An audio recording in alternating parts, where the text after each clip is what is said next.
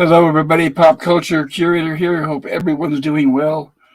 At last, we are finally back with another stream covering two more episodes of Gilligan's Island. We're getting around close to the end of season two, and I apologize. I know we missed a week or two. I've been having an issue with.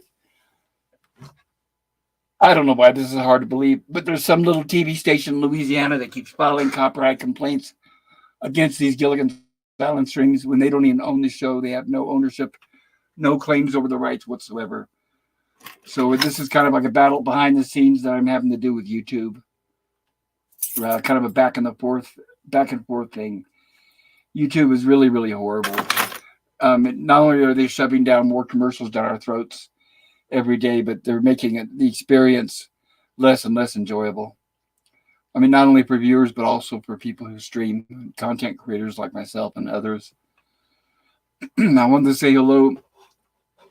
If there's anybody still in the chat, I think there might still be. I know Lemon Pie here was here momentarily a little while ago, about a half hour ago. Lemon Pie says, "Good evening, Pop. Good evening, Lemon Pie, and so good to see you." Cody Guy said, "Evening," and likewise, Cody Guy. It's absolutely good to see you. I'm glad you guys were able to take time to spend with us tonight. Lemon Guy says, "Hello, Cody Guy," and Lemon Pie says, "I believe it's grapes and cheers. It's something in an owl. I'll figure it out. I'm sorry. When I'm on my StreamYards, it doesn't really tell us these that's music notes and a bikini. music notes. Oh, I see, for the music. Okay, for our opening music. Gotcha. Thank you, Gorilla. Oh wait, that's a drum, not a terrible. bikini. A drum. Okay, gotcha. Well, still the same thing. Kind of tropic, but I do appreciate that.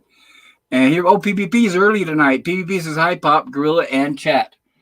Hey, Or either that, maybe, right, either he's early or I'm late, or a combination of both. Because for me, it's an hour later because I used to do this at 7 p.m. Pacific time. And my clocks haven't changed. So for me, this is now 8 p.m. Pacific time, Mountain time. Oh, whatever. I don't know. Yeah, it's 7 o'clock for him. 7 o'clock for him. Okay. And I wanted to say hello to my excellent good buddy and fellow panelist, Gorilla's Random Thoughts. How are you doing tonight, sir? I'm doing good. Just got done. Gonna be doing some changes to my channel here a little bit.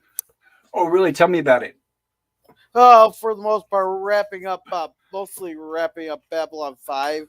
So instead of doing watch parties on Saturday, we're gonna switch to reviews because for the watch party, for the most part on Saturdays, it seems like some people come in and say hi in the chat there, but it's mostly just me and Germ watching Babylon 5 and all that on Saturday nights. So we're gonna switch to reviews so we don't have like a dead air space and people have something to watch on a rewatch, because Saturdays are busy for a lot of people. Yeah, and I think you're right. When people go on there, some people are on their phones and things like that, and when they're not able to go to a second website like Cosme to view whatever you're watching. So for them, all we see on this end is just two avatars sitting there and mostly silence and a comment every now and then. But what kind of reviews are you going to do? Anything specific? Movies, but we might do occasional comedy, but each one of us gonna take turns doing it there, and we're gonna just pick like sci-fis or dramas or whatever we care about, westerns. Now, when you say take turns, you mean like your channel one week and then his channel the next, or what? We'll just rotate there. We might, and anybody who comes on my panel there, what's the term that they use here for, that they can dual stream. Well, here's my question. When you say take turns, I'm a little confused. You mean like 1 week I pick one, next week he'd pick one, and okay, but it's going to be all on your channel though, right?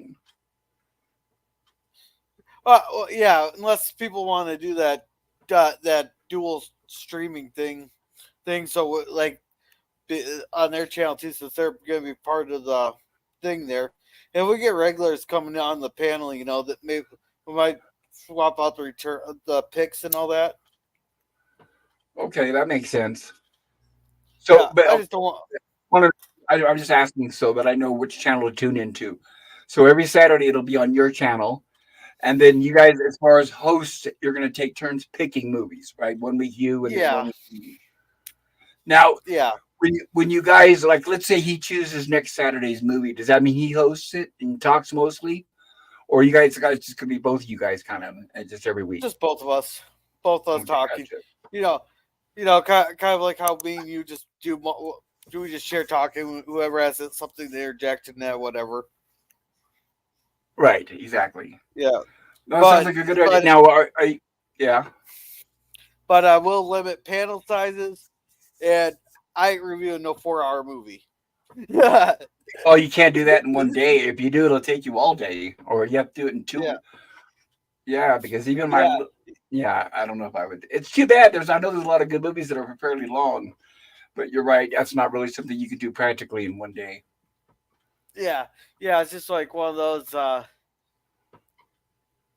One of those. I'll have some rules to the reviewing because I'm not reviewing. No, it takes long enough to get through a 49-minute episode, let alone a 4 hour movie. Forget it.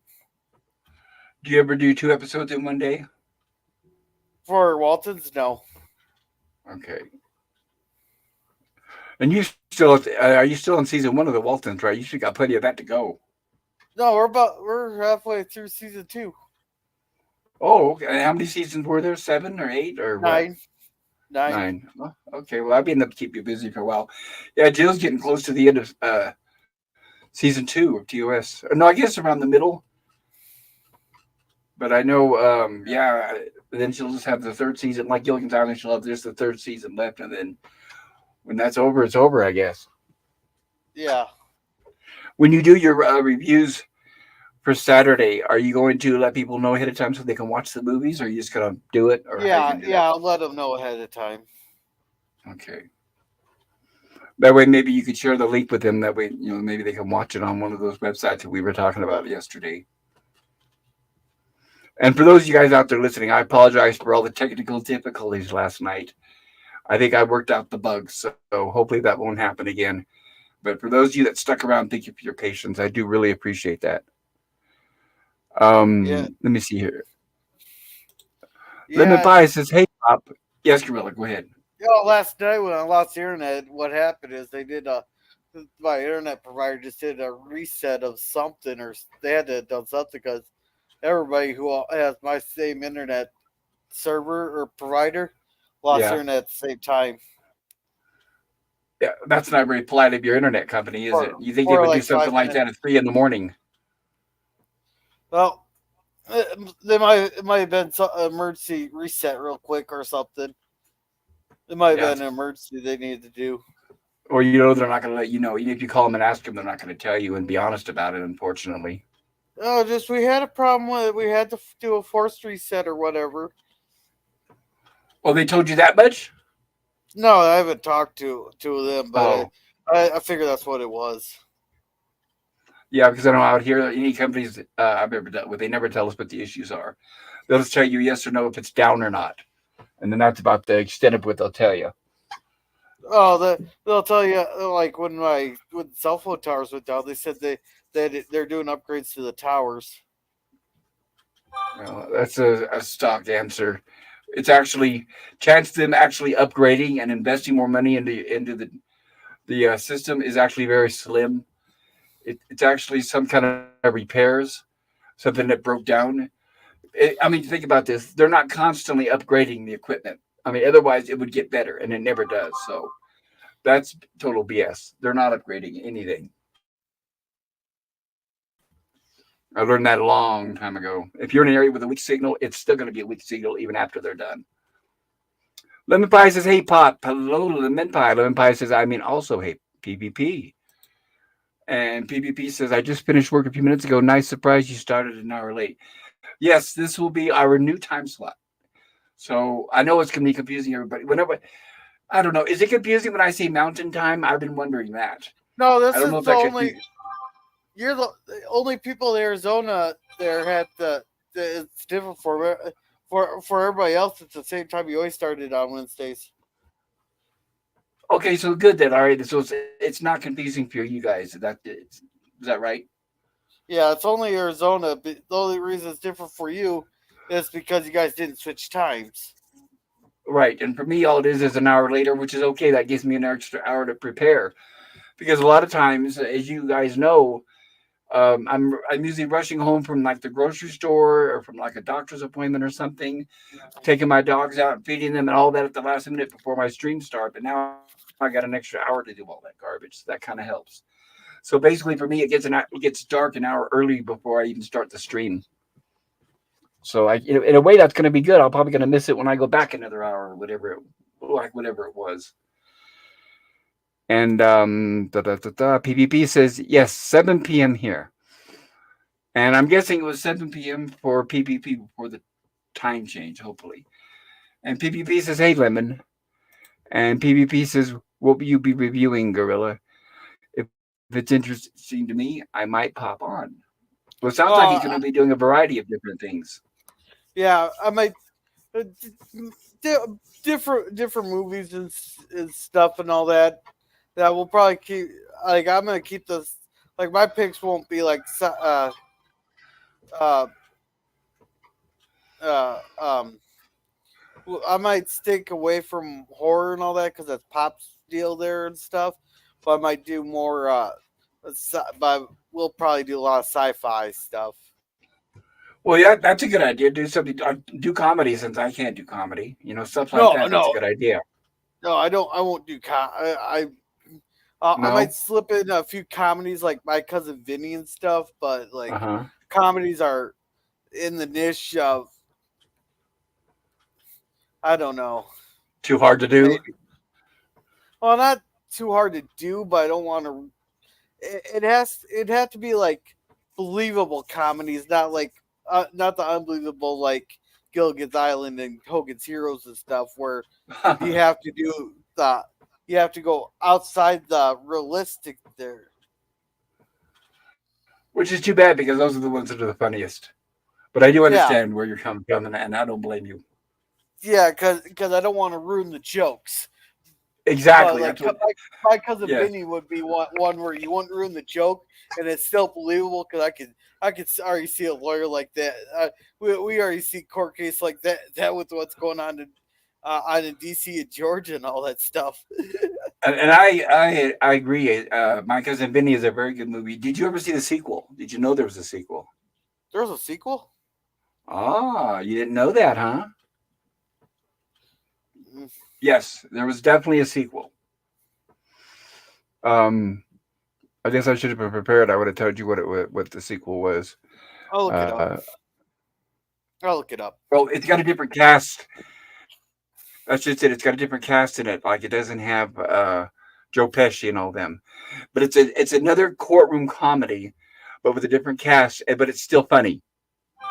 Um, and the only I'm trying to remember who was in the cast, and the only one I can remember is Malachi Throne. So let me look. And I'm sorry, not Back to Malachi Brooklyn. Throne, but Rip Torn. Yeah, it's back to Brooklyn. I don't think so. It doesn't sound familiar. I'll look it up. Where did you get that name from? Amazon, the sequel to My Cousin Vinny, Back to Brooklyn. Does it say what it's about? Any kind of plot description or anything? I'll get it on IMDb. Here, just Okay. let's keep Sorry, guys. We'll catching. get started Yeah, here. yeah, let's keep catching up on chat, or I'll catch up on Yeah, chat here yeah, while you yeah. If get you the could do thing that ready. for me, well, I looked this up. Yes, thank you. Yes, I got plenty. I got a few movies in my mind there. There, I want to do some like Jules Verne stuff and all that, and and I got a few in mind there. And welcome Daniel's Hot Pot Topics there. Welcome, welcome. He says hi, Pop and hi, Gorilla. At Hello, PvP good to see you. or Scurvy says PvP, you will be acquiring eggnog before your government bans it. And Scurvy's waving at Daniel. PvP says if you did a 4-hour movie, you'd have to split it in half. Yeah, that's I know why exactly. I'm gonna keep the movie limits to approximately the longest I'd want to do is 2 hours. Like if it's like 2 hours and 5 minutes, that's okay, But like a 2.5 hour movie, I might say we'll think about it. And PvP says Jill is in her third season already. Pop. Yep. No. I was saying she's in the second season, and when she finishes that, she'll be in. No, we are in the third season. That's right. Sorry. Yes, right. That's right. Sooner than I thought. Yeah, we are in the last season. Yes. And LDG's waving frantically here. He's really Hello, LDG. going Good to at see it. you. And Daniel says hi to LDG and says PvP says scurvy. I don't think they'd get away with banning eggnog. Yeah, you'd have a one-man revolt in Canada that make the Revolutionary War there just look like a slapping contest. And That's true. LDG says evening all. And agree, Pop. They've been upgrading internet here for years, and it's still the same. Right. Trudeau, That's what they right. They never tell the truth. yeah. And Scurvy here says Trudeau has hoarded 90% of all eggnog. The ban will make him wealthy. I'm just messing around. It says Gorilla Westerns would be fun. Lots of good movies there. Yep. And Scurvy says, good to see you too, Daniel. And howdy, LDG, says Scurvy. Sequels equals Son of Vinny, Revenge of Vinny, Return of Son of Vinny. Nope. I just Yeah. found it. It's trial and error. That's why I don't know where they came up with that Brooklyn name. Okay. But yeah, it's a completely different cast. But I'm not going to say it's as good as My Cousin Vinny, because obviously it's not. It's a sequel, but it's still a good movie, and I do recommend it. So if you want to see something it's written by the same people. So if you're wondering what's the connection, then it's written by the same people who wrote My Cousin Vinny. So it's got the same writers. I haven't looked at the detail to see if it's the same directors and all that, but it's a good courtroom comedy. It has Michael Richards on it though, so just to warn you guys, hopefully that's okay. I know he caused a lot of controversy. The guy from Seinfeld. I know. I hope I have the right name. I'll cover that. I'll make sure to confirm that while we're doing our stream. Are we still? All right. That's Do all we the still have chats. chats? Or just one. He says Jules Verne's a good choice. A lot of cool films there. Yep. All right, so we're all caught up with chats. Okay, perfect. And I might be wrong with Trial and Error, so I'm going to keep looking because I don't remember having Michael Richards in it. Yeah. Well, all right. We can look this up later. It is. It is Trial and Error. I had to skip through the trailer. It is Trial and Error. Yep. The only person I see in it that was in My Cousin Vinny was the guy that was originally Vinny's lawyer, and he was like really nervous, and he had nervous tics. Oh yeah, that guy. Right, he was like shaking, doing everything wrong, and then Vinny fired him, and then hired. Well, I don't know. Was Vinny the kid, or was no? I'm sorry, Vinny was the name of. Well, you know who I'm talking about. Yeah. All right. So here we are. We are on once again. We're on season 2 of Gilligan's Island. And just like Star Trek, there's only 3 seasons. We're on. Tonight we're gonna be covering episodes 25 and 26. Episode 25, the first one we're going to be doing is Operation Steam Heat, and the description is as follows: Gilligan discovers an underground source of hot water on the island, but the professor soon learns that the source of the hot water is an active volcano on the other side of the island. And right up front, this episode for me, we're going to cover it, but it had a completely different mood and setting than the other episodes of Gilligan's Island. I thought it was different. Did you find it any different in any way, Gorilla? Or just like another episode?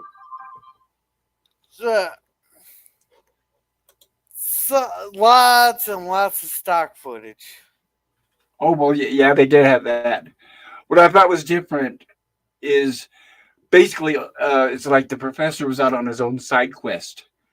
And I thought that was odd because during the entire episode, he spent very little time with the rest of the castaways because he was investigating the steam leak. And I thought that was it was just kind of different. And what was different also is that for some reason Ginger had a big role in this episode. It's almost like I wonder if Tina Louise, the actress, complained and said, "You guys aren't giving me enough lines and enough, a big enough role," because I thought it was unusual that she had, like I said, a larger chunk of the strip than what we usually see. At least in my opinion, that is. Okay, so we're going to start with our usual opening scene. Oh, I'm glad it's going to work tonight with no internet problems. And we have our intrepid heroes on the 3 hour tour, embarking on their fateful journey. Of course, and the professor and Marianne. And we open up outside by the lagoon, and Gilligan carrying water. So it looks like apparently it's funny how we're dealing with water rationing and a shortage of water plot. And that's the same thing we did last week on Lost in Space. So the plots are kind of similar. Oops. Let me get those subtitles turned on. Shame on me.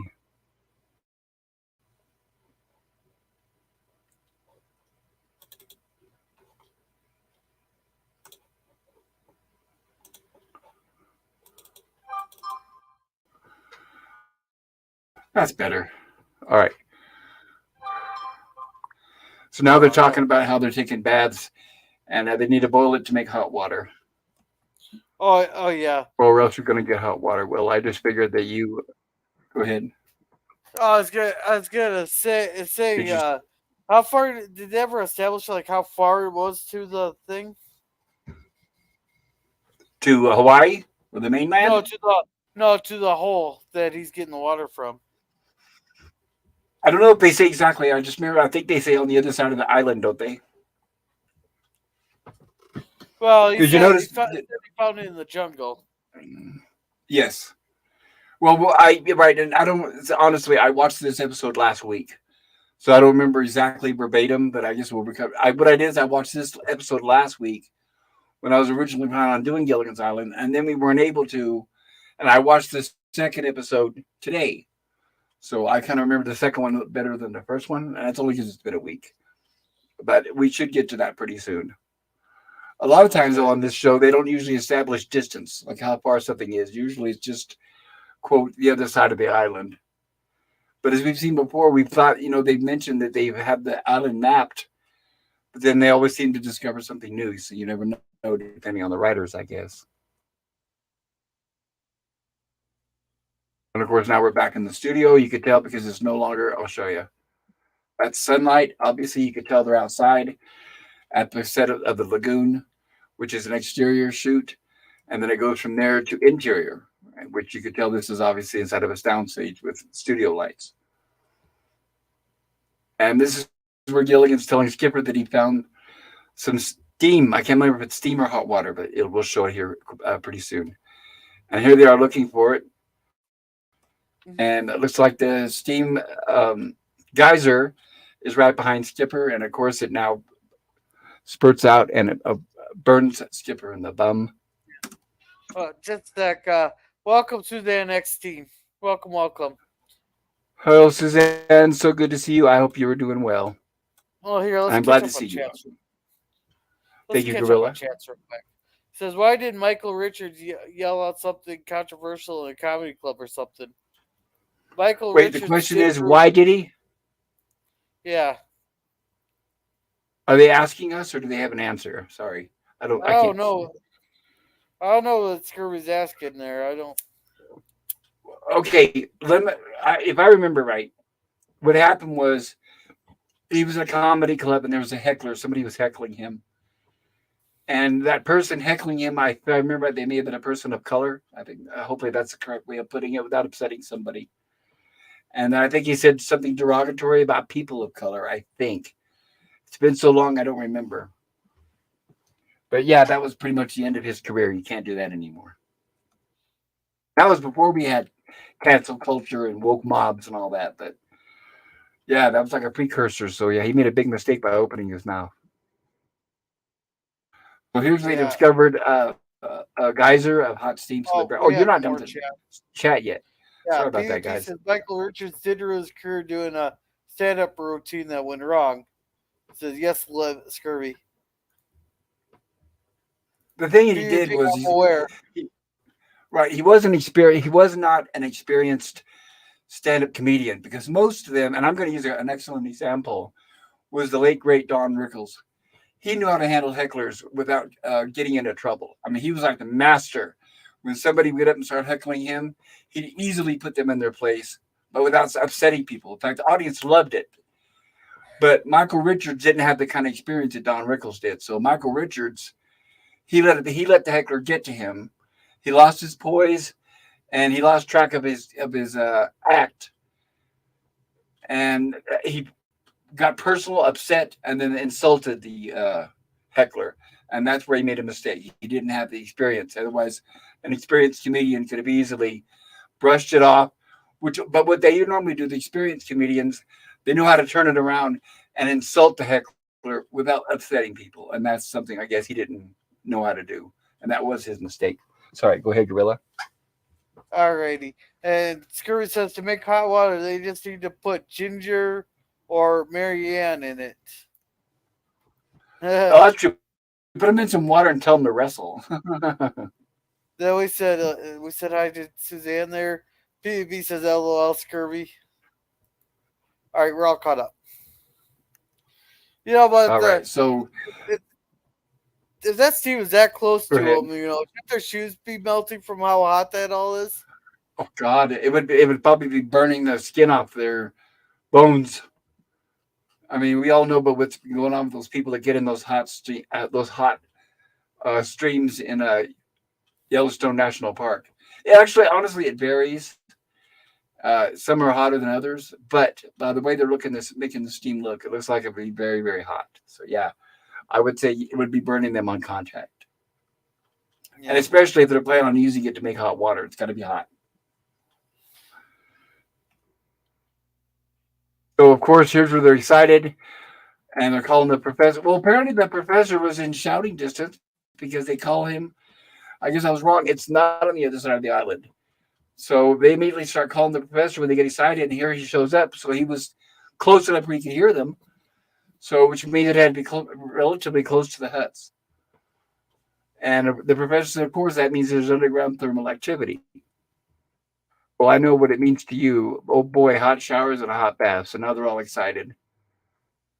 And but this is what I was talking about. He stays behind. He's more somber. He's not as excited and happy as they are. Of course, he says to himself, it could also mean an active volcano, which Uh, leads us to the stock footage that Gorilla was telling us about. yeah. Meanwhile, back at Why? the stock footage. But see, here's where it says other side of the island. Okay, that's what I thought. Okay, so what happens is the volcano is on the other side of the island, but it's possible that the veins of steam run throughout the island. And they've got a geyser there close to where the huts are. I don't know if they go into that much detail in the episode or not, but obviously that's got to be what it means. Unless the three of those men happen to be on the other side of the island where they found the geyser, but they didn't mention that, so I don't think so. Yeah. And here's the thing. Should It's they be able Gilligan's to see Island, so of that? course. See, yeah. It's kind of funny that nobody notices the big old flame shooting out of the top of the volcano. Well, right. Well, it depends on, I guess, how high they are.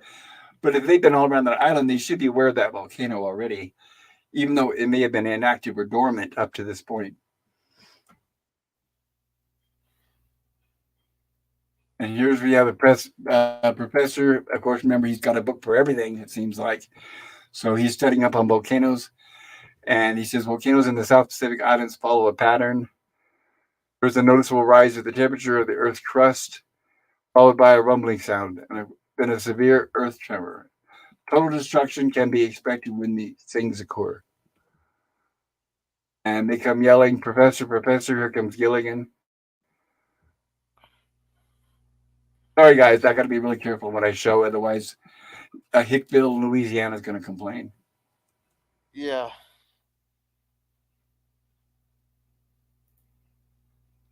And that's why I tell everybody, please, if you're able to watch this on your own, so we don't skip over the jokes, because that's the problem. Is I have to skip like so many few seconds, and it kind of makes the jokes incoherent, and I do apologize for that. but I don't have a choice. YouTube with their copyright stringent BS. And here's we have one of the largest thermometers ever known. Of course, there have been bigger Yeah. ones, but as far as handmade, Oh, I love that. Love that joke. This joke here. He's like, "How big's that thing you got to examine?" Here, you might do this. I can't remember if he handed him a spear or something. I think it was. well, that's the thermometer. Let me see. Yeah, that's the thermometer, and it looks Oh, like but it I has thought a he gourd handed on him the bottom something to hold else. the. Let's see here. Maybe we just haven't shown that yet. That's a thermometer. Well, how big is that thing you're going to examine? Well, how are we going to get close enough to take its temperature? He says.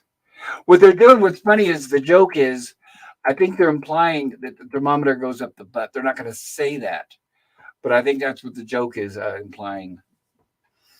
And then he says, "How do you tend to do it?" I tend to approach it very cautiously. Oh, well, you better take this, says Gilligan. There it is. That's what you're talking about. And he says, "What for?" He says, "Make it stick out its tongue to say ah." So that's what the spear is for. Yeah. And here we have Gilligan working on irrigation for their hot water. And I think that's probably a misspelled word in the subtitles. I apologize. Oni. I don't think that's a proper word. And we Honey. have, oh, well, then it's missing an H, right? Yeah, I bet you it's Uh, or, honey. or, or, right, or it could be you're running the two words together, and he's talking to Mrs. Howell, so he says, "Honey." So maybe it is correct. It's just that it's abbreviated. Yeah. And now they're all excited. They want to get ready, of course. And he's got his big trunk up there, which we have seen before. But I intend to merge his hot water company. And so he's saying he wants to merge with Gilligan's hot water company. And then she says, "Well, what will that give you?" And he says, "Oh, Levy, my dear, I did make a funny. Oh, my dear, this is just the thing. There you are." So she's, of course, looking at the money, and that's not what he has in mind. And he's saying he's going to take all the money out and then pipe the hot water into the trunk and use that for the bath. And then we'll be able to have a nice hot bath. And when she hears that, she says, "Faster, Yeah. faster." And they start dumping the money Yeah. out. And welcome, Boomer. Hello, Boomer. Good to see you. Hope you were doing well, sir. And here we have the girls washing dishes, and they're talking about how happy they're going to be able to wash dishes with hot water, running hot water, that is. No more broken nails. Oh, the joke that Ginger made will have gotten this show canceled in a heartbeat. I know, and I wish I could have showed it. That's what stinks about having to Yeah. Yeah. go through every Yeah. few She made seconds. And a joke at no more red skin. no more No chap more hands, chap dance. as Davy Crockett said. No more No more redskins. red skin. Yeah. Oh yeah, Oh yeah. god, They that was, definitely would not say that. But I'm not a history major by any means. But if they're talking about the Alamo, I think they were fighting against Mexicans, not Indians. Well, I yeah. could be wrong. Isn't that Well, right or no? Ginger doesn't know her history. Well, yeah, but I think yeah, but they're usually more accurate than that. I think they did that because they weren't, or I could be wrong, but I think they did that because they just didn't think about it, or they didn't think the audience would know. But I am right, aren't I? It wasn't the Battle of the Alamo was between us and the Mexican army, The- right? Yeah, Because we yeah. took it away from them, if I remember right. Is General Santa Anna. There's there, and he brought 5,000 soldiers to the Alamo. And he lost 600 of them. Gotcha. I know people are always talking about us and the Indians and taking territories and all that because I'm Native American, but people forget quite often that we took a lot of land away from the Mexicans too. So we have the skipper making a homemade shower. So and they have established before this they've had a shower on the island. So I guess at this point they've all been cold water. But fortunately, since they're in the tropics, the water tends to be relatively warm compared to like if they were in the Atlantic Ocean. So maybe that's a good thing. And of course, he's so happy he's just having hot and hot. He doesn't care. And here we have back with the professor and the thermometer. Professor, there will be a noticeable. Here's him. You notice in the subtitles it says Professor, and it shows a colon. He's basically thinking to himself. So what you see here, he's not saying out loud. It's a voiceover. Professor thinking to himself, there will be a noticeable rise. Go ahead, Gorilla. Nothing. And then we cut back to Gorilla. I mean, sorry, uh, Gilligan working on the irrigation, of course. And Mr. Howell is being very impatient, and he's saying, Gilligan, my boy, pipe that hot water. And him and Skipper are arguing. Now, what they're all arguing about is because Mr. Howell wants his hot water for his bath. Skipper says, no, we got our shower. And we have, of course, here comes Ginger saying they need hot water for them. Marianne has the dishes ready and waiting. So they're trying to decide who gets the hot water first. Coercion is sneaky and underhanded, says Mr. Howell. We need the hot water for the dishes, Gilligan. Well, I say a shower is more important, says Skipper. Here they're arguing about who gets the hot water first. Can we Just catch leave up on everything chat to real me. quick? Good idea. Thank you. Okay, where was I?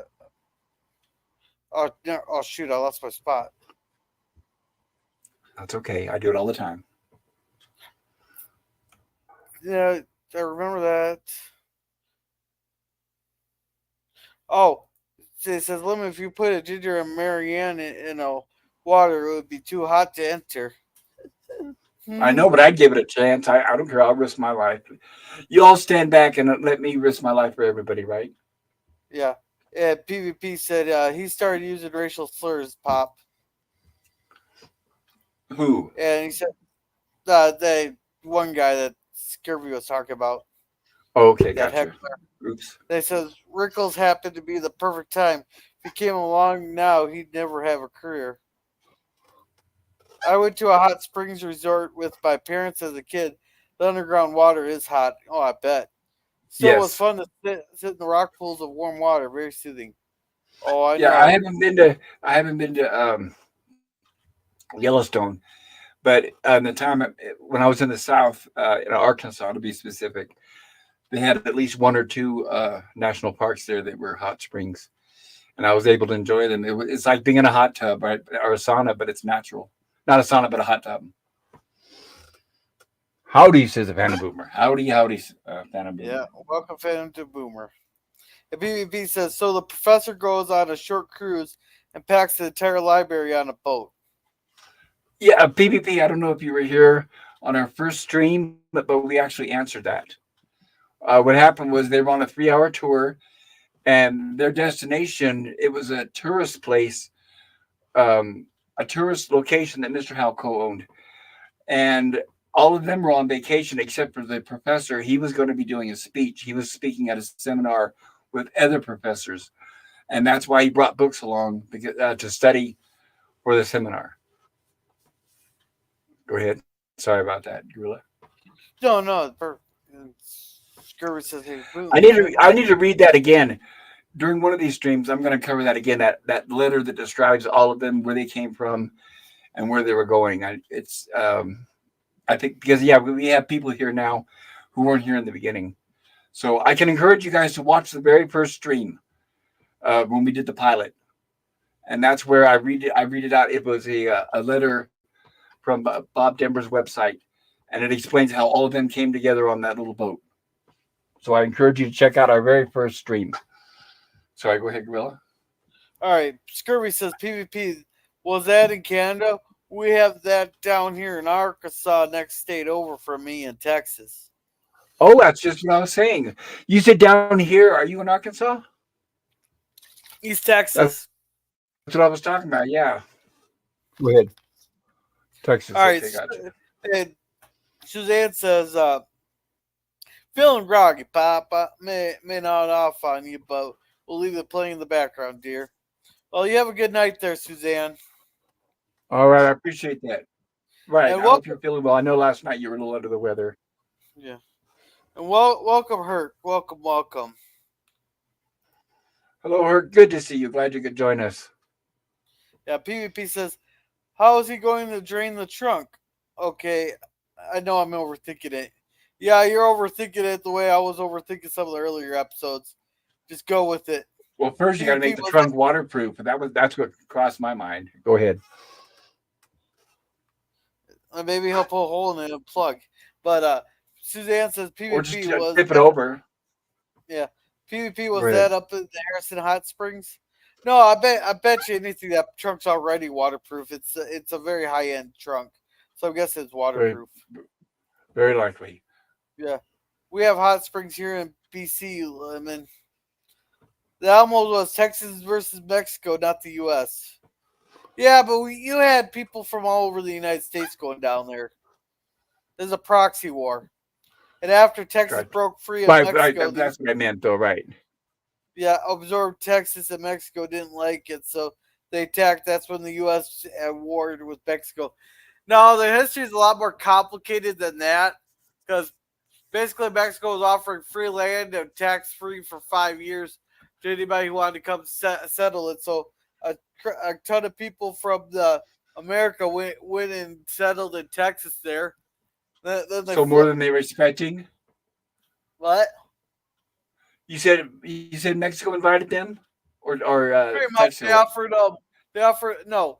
Mexico said anybody who wanted to settle in the territory of Texas, they Right. get free land and no taxes for like 5 years or something like that. They offered it's something big like that, and a bunch of Americans went down there, Okay. took advantage of it.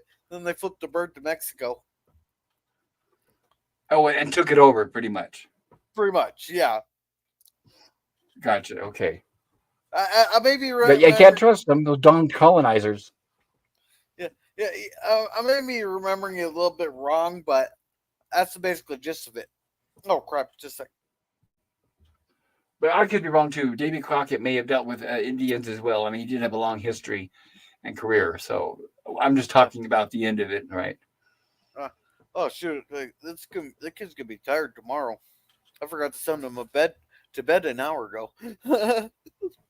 Oops. Oh yeah. Oh, Yeah, you're right. right. It's going on 10 o'clock there soon. Yeah, cool.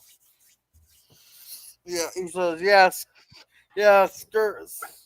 I'm still a little pissed off at the Alamo, but we got them back at San Kinko. LOL. Well, Just think, well, this Joe. well, Santa Ana was stupid, You and he decided to split his forces off, and they took out the one force. Then they turned around, and he got himself trapped on the peninsula, and that battle only lasted a whopping 18 minutes. He goes, Fairmont Hot Springs was a very popular resort in the 60s and 70s. They had hot spring pools and a large regular swimming pool. Also, a large hotel and camping would camp in our tent. And reality strikes. And I take it Mexico that it no longer exists. probably not. And Scurvy says Mexico was a petty dictatorship that were not the victims here. And George saying hello there. Everybody saying hello. Night. They were called Texicans. Of course, it's more complicated. I'm just making a few summary statements from a chat. Yeah. Suzanne says, wow, so breaking news Understandable. seems that the tour bus for Shania Twain has had a rollover accident here in Saskatchewan. Ooh, well, first of all, my first response would be probably to laugh because I'm not a fan of hers. But I am just kidding. I hope nobody was hurt. Yeah. A little more complicated as I read on. The American immigrants were happy being Mexicans till Santa Ana and the government started causing problems. Mexico needed colonists and thought they could rule over them like European dictators. Not quite worked out. All right, that's all the chats. Okay.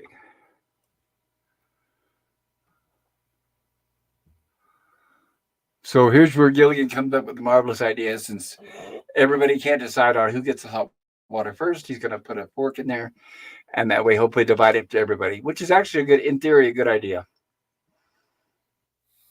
And there we have where he's got this steam geyser, and he's rigging up this pipe system. Yeah. It's like everybody's ready. And of course, Now, Mr. Howell's got his little boat waiting there. Now, when they're making the pipe shake, was that someone underneath the sand there moving them up and down? I take it. Hold on, let me go back. Moving what up and down? The pipes? Well, yeah, those pipes. Is there someone underneath just moving them Yes, up and down? right. And thank you for pointing that out because I know you can't tell from the slides, but right, the slides. There we go. That's what Gorilla's talking about. So yes, they're shaking because the hot water is passing through them, and right, Gorilla's right. There's somebody under there moving them. Mr. Howell's all excited, waiting for his hot water for his little bath.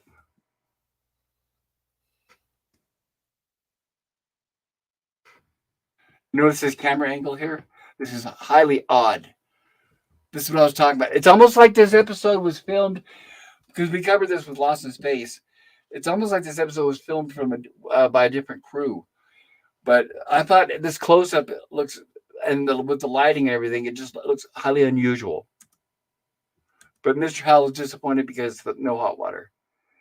And here we have the girls over there waiting to wash dishes. And of course, we have the skipper hoping to get water, and that's all you can get there is a few drops. Yeah. Yeah, it's funny. He just started counting the leaks there because he forgot the fundamental thing of use sealant, and Exactly. and he's like 99. Well, at least there's not 100, 100, 101. Right as soon as he says that, right, and then one pops open, of course. 100. Now he starts using the sealant, right? And as he does that, go ahead. Oh, I was gonna say everybody's fine on that bus. By the way, there's just a few hospitalizations. Oh, good. Yeah, because if you all know, with buses, nobody uses seatbelts, so they're probably all flying around in it when it rolled over. Yeah, maybe they just bounced. Of course, Mr. Howell. Probably so. Now, I'm not familiar with the name Shania Twain, but I have a feeling it's probably country western. Is that right? Oh yeah, she was big in the '90s. Oh, not anymore. Well, I don't really listen not as to big music anymore. Not as big as Taylor Swift, I take it. No, but she has quite a few number ones. Gotcha. And Mr. Howell decided, of course, he's going to bribe Gilligan so that he gets the hot water first. And he's basically dropping money. Yeah. And he's telling Gilligan, of course, he doesn't want to make it sound like a bribe, so he's asking Gilligan, "Are those falling out of your pockets?" But of course, Gilligan doesn't. All he's got is 7 marbles, 2 marbles, 7 cents, and his lucky charm.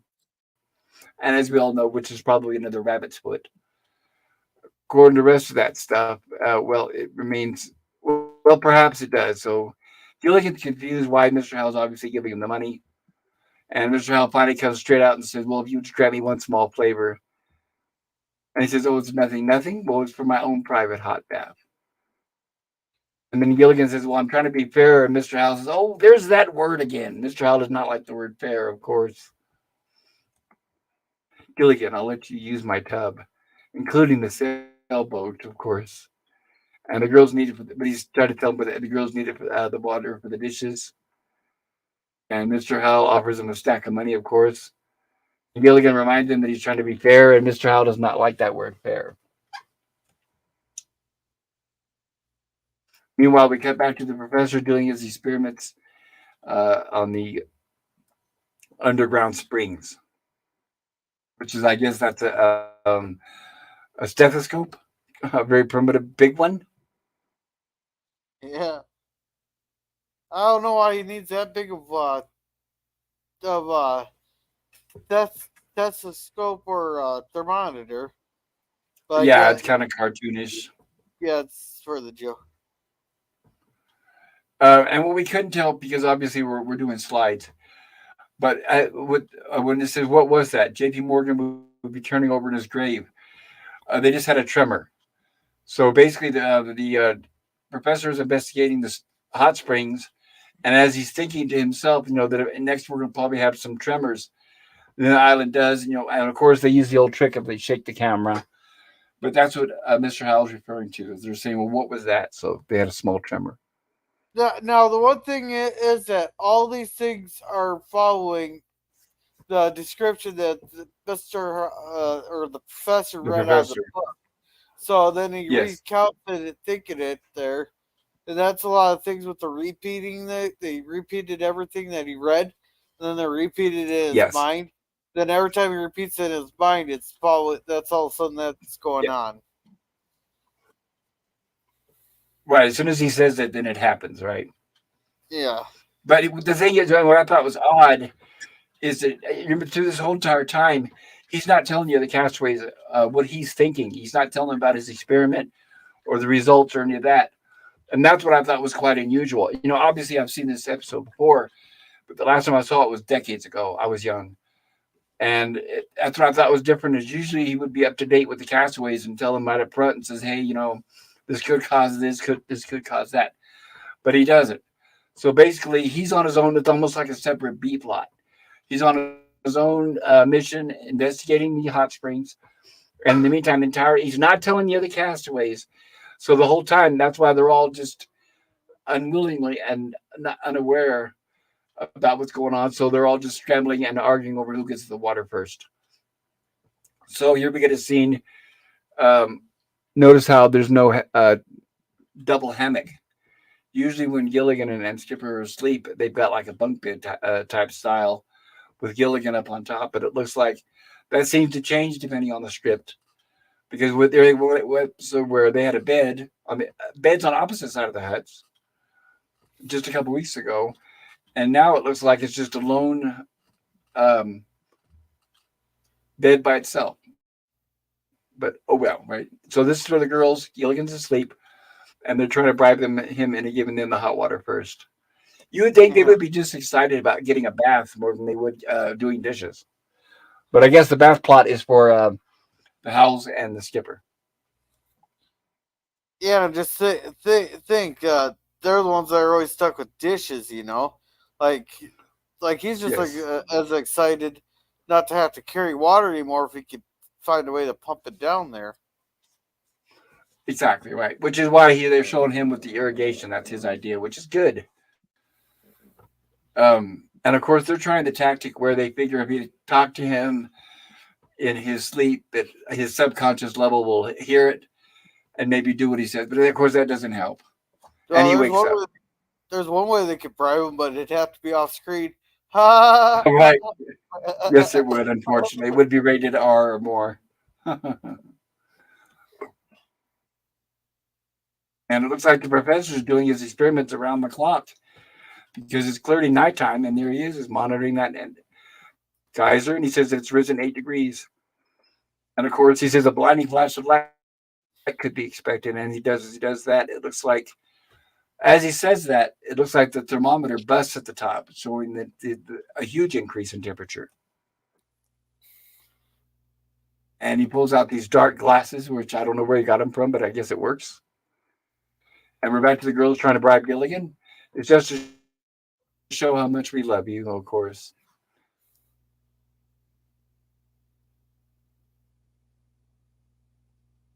And of course, they're bribing. They're saying, if we're lying to you, may lightning strike. And then as soon as they do that, there's actual lightning.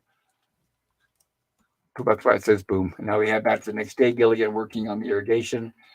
And the professor, of course, being really super nice with them, saying, ahoy there, little buddy.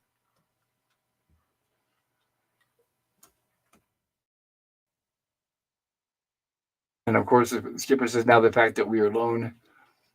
And he's being, like I said, super nice. And he says, because you're my best friend. Well, exactly.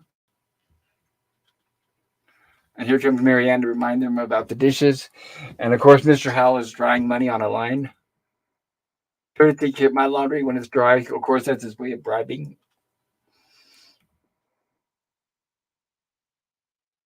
Well, I guess I'll have to Gilligan. By the way, you know that it was the reason why they showed Mr. Howell with fake money is they were not allowed to show real money, right? You know that gorilla? Yeah, something about the counterfeiting or something. Right. Well, they knew that it couldn't be counterfeited, but for some reason, they just weren't allowed to show real money. I mean, if you're watching the news at that time, yeah, they could show like money or whatever. But usually, movies TV shows, basically Hollywood in general. No, they always had to use fake money. Even now, like if you watch a modern show, like let's say Breaking Bad, that's a good example because they show cash a lot on that show. It's a lot more realistic. It looks almost real.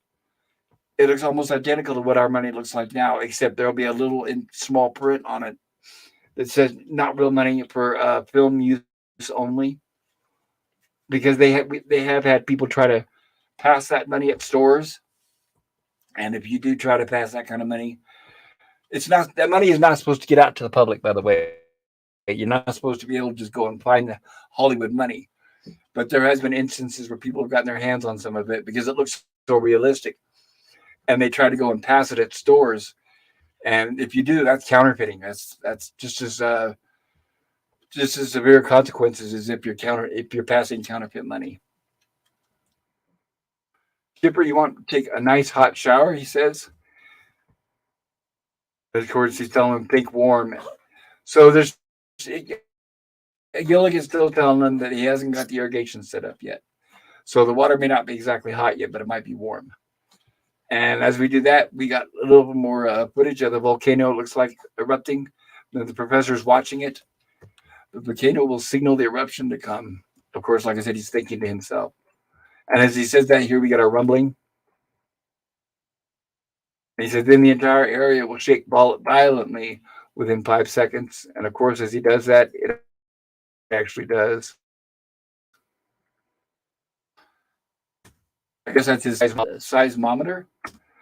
I'm trying not to stop or trying to stop this because seriously, if I play 2 seconds, that station's going to complain. I'm going to continue fighting that. And now we're going to get a heavy earthquake, just like the professor predicted. And this is what I thought of. It was unusual because remember now the professor, they haven't shown him with the rest of the castaways this whole episode. He's off doing his experiments, but he's not letting them know what's happening. So they're all confused. I guess they had to do this for the joke. Because if he told them up front what he was thinking, they would probably be in a panic, thinking the island's going to be destroyed. So I'm guessing maybe that's why they kept him separate from the rest of the castaways for this episode.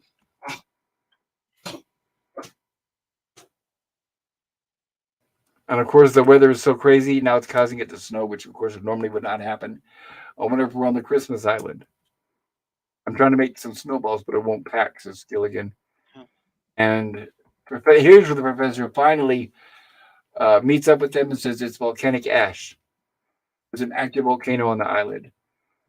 Hot lava comes boiling down, says Mr. Howell, and sinks into the ocean. See, now they're trying to talk. Hold on just a moment. Just a second here. My dogs. Well, Hush you're up, doing that. Romeo. I'm gonna catch up on chat. PvP says, "Wow, Thank look! you, Gorilla. Just looked up the Fairmont Hot Springs website, and it's still going. Looks better than ever. They now have skiing, horseback riding, golf, archery, tennis, volleyball, etc. Amazing, cool."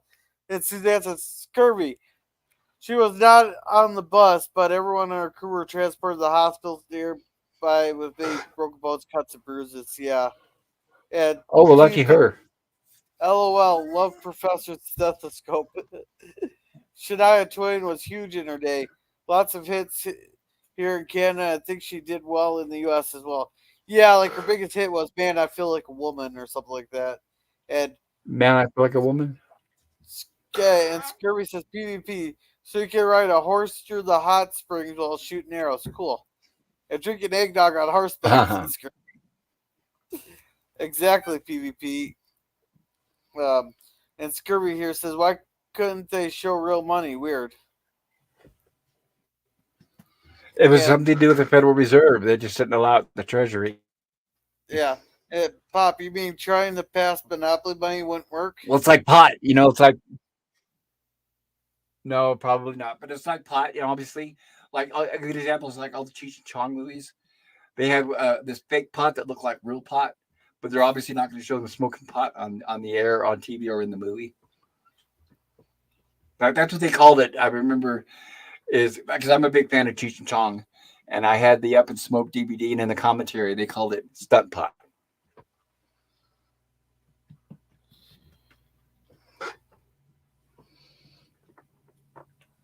We still got more chats. No, but we're all caught up. Thank you. So now this is what I was talking about earlier. So Professor told him that this is not snow; it's volcanic ash, and he's told him about the active volcano. So now they're worried about that, and he says that the island may eventually sink into the ocean. Oh, it sounds perfectly dreadful. And there we get some more stock footage. But it's good because it matches up. It looks like the island. We got palm trees and everything. So they did a good job of getting the stock footage. And the color, the film grading matches up. So it looks good. It doesn't really stand out too much. And now the professor is continuing his experiments in his hut. And Gilligan comes in. Hey, Professor, great news. They stopped, meaning the tremors. Who has stopped, Gilligan? The erupting. Yeah, that too. And Professor, unfortunately, it simply means, of course, it's so hard to remember verbatim, word for word, what he says when it skips so many few seconds. But unfortunately, it simply means and it could explode at any moment, of course. However, there is a way to neutralize the volcano with an equal energy force. They say, well, that's good. Because in layman's term, they need to plant an explosive near the base of the volcano. The same way you blow out this candle, he says. But Professor, where are you going to get a bomb that big? As a matter of fact, I'm making a crude form of nitroglycerin. Yeah, nitroglycerin. That's just that. Ain't that just antifreeze? Oh, definitely not. It's completely You know different. what am I thinking of? Well, I'm not sure what the properties of antifreeze are, but I know what nitroglycerin is. Uh, in fact, there's a couple really really good movies where nitroglycerin is the center of the plot. And what it is, you know what a stick of dynamite is, right? If you have, like, let's say a box or a case of dynamite, sticks of dynamite, and as they sit there and they get older and older, they leak nitroglycerin. It's like a byproduct from the explosions, and it's a very powerful liquid. Like if you have a little drop and you could drop a little drop of it on the surface, it could explode and cause great damage. It's very, very, very powerful. But it's also, I want to point out, what they give heart patients, people with weak hearts that are prone to heart attacks. They give them nitroglycerin prescription in a pill, and they'll take it when they feel a heart attack coming along. So it's an Oh interesting. Go ahead. no, keep going, keep going.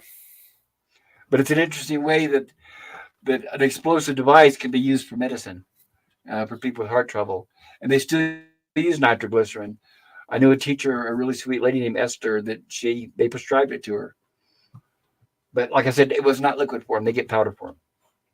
Okay, I was thinking ethyl glycol. Okay, gotcha. And of course, what you're talking about, antifreeze, highly poisonous. So nitroglycerin, you could take it to help smooth out a heart attack. But antifreeze is something you definitely do not want to take. Highly poisonous. And he says it'd be powerful enough to blow off that entire mountaintop. Well, yes, sulfuric acid from the crystallized copper in the caves. So he's talking about all the different ingredients he's using to put together to make this bomb, and potassium nitrate from the rocks at the lagoon. I have to be careful just to read this formula here because I got a warning once from YouTube because I was reading out one of the professor's formulas. So who knows? It's crazy. You hear that? He's making nitroglycerin. They gave you a warning. Yep. Yep. It was one of the streams we were doing. I wasn't even showing video clip. It was just like this. I was showing slides, and I was just reading what the professor was saying, and I got a warning. It was a copyright strike warning. It wasn't a warning like, you're talking about how to make a bomb or what you're saying is dangerous. Nothing like that. It was a copyright warning, almost like the recipe that the professor was saying was copyrighted. And I know that's BS. So I know what it is. It's just that it's at random. That company or that station in Louisiana just randomly striking my videos just for no reason. And that's what's upsetting is I'm trying to get YouTube to go in and take a look at it because they're not only do they not own Gilligan's Island, but they're striking me for no reason. When Jill was doing her TOS stream yesterday, she was showing video clips more than I was. And when you show your Waltons, you're showing more video clips than I do. and yet I'm the one always getting the warning from that one company Well, or a I do station. get hit.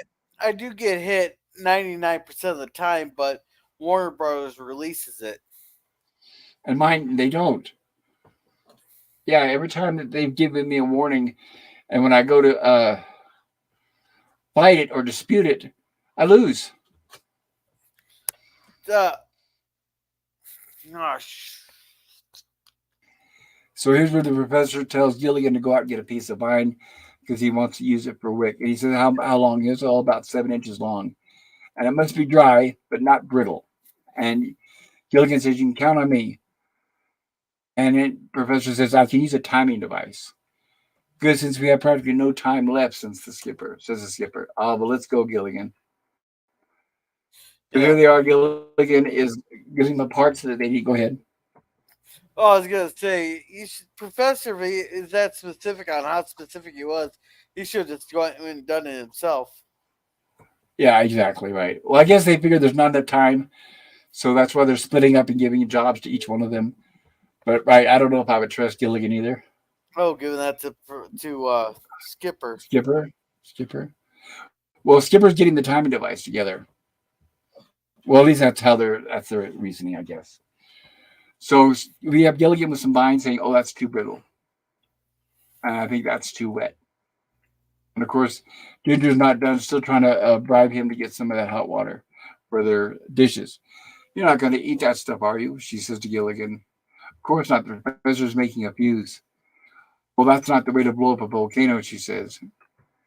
And he says, "What?" Well, she's trying to tell him that in one of her movies that she was in, they blew up a volcano.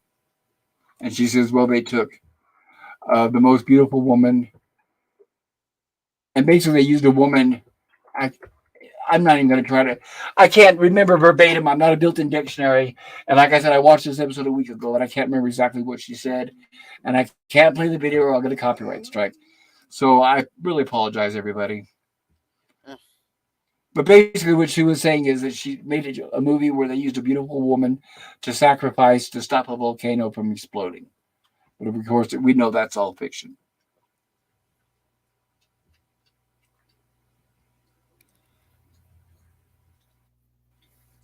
And here's where she's still talking about that movie. And this is what I was talking about at the beginning, that she has an unusually large role in this episode. Usually, when it comes to the cast, the rest of the cast, okay, we know Gilligan and the skipper are the main two stars. But usually, when it comes to the cast, time on screen, Mr. Howell comes third, and then the rest of them are kind of like equal, like the screen time and their dialogue is all equaled out to give everybody equal screen time. But in this episode, Ginger is really playing a big part in it, and I thought that was kind of odd because it stands out. Because, like I said, in most episodes, her role is about equal to Marianne, but in this episode, you're going to see her really dominate. She's even getting more screen time than Jim Backus, Mr. Howell.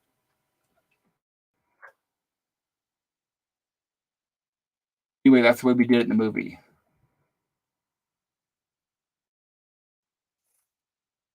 And there's where Ginger volunteers, which is I thought was out of character and odd. But Ginger volunteers to go to the island, believe it or not, to try to appease the gods, not to make the volcano erupt. So it's kind of out of character that she would suddenly volunteer to risk her life. I don't know. It's kind of hard to explain, but that's what they're doing in this episode. So here we have the professor still working on the bomb, and the skipper brings in a clock, which he says they can use for their timing device. If it would have been me, I would have used an alarm clock. That seems like something more that you would find on that boat that they would have brought to the island.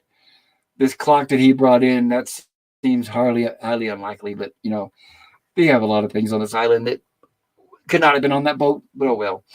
Well, he is, but she can't make up her mind. Now he's trying to say that now, even when Ginger's not on screen, they're talking about her.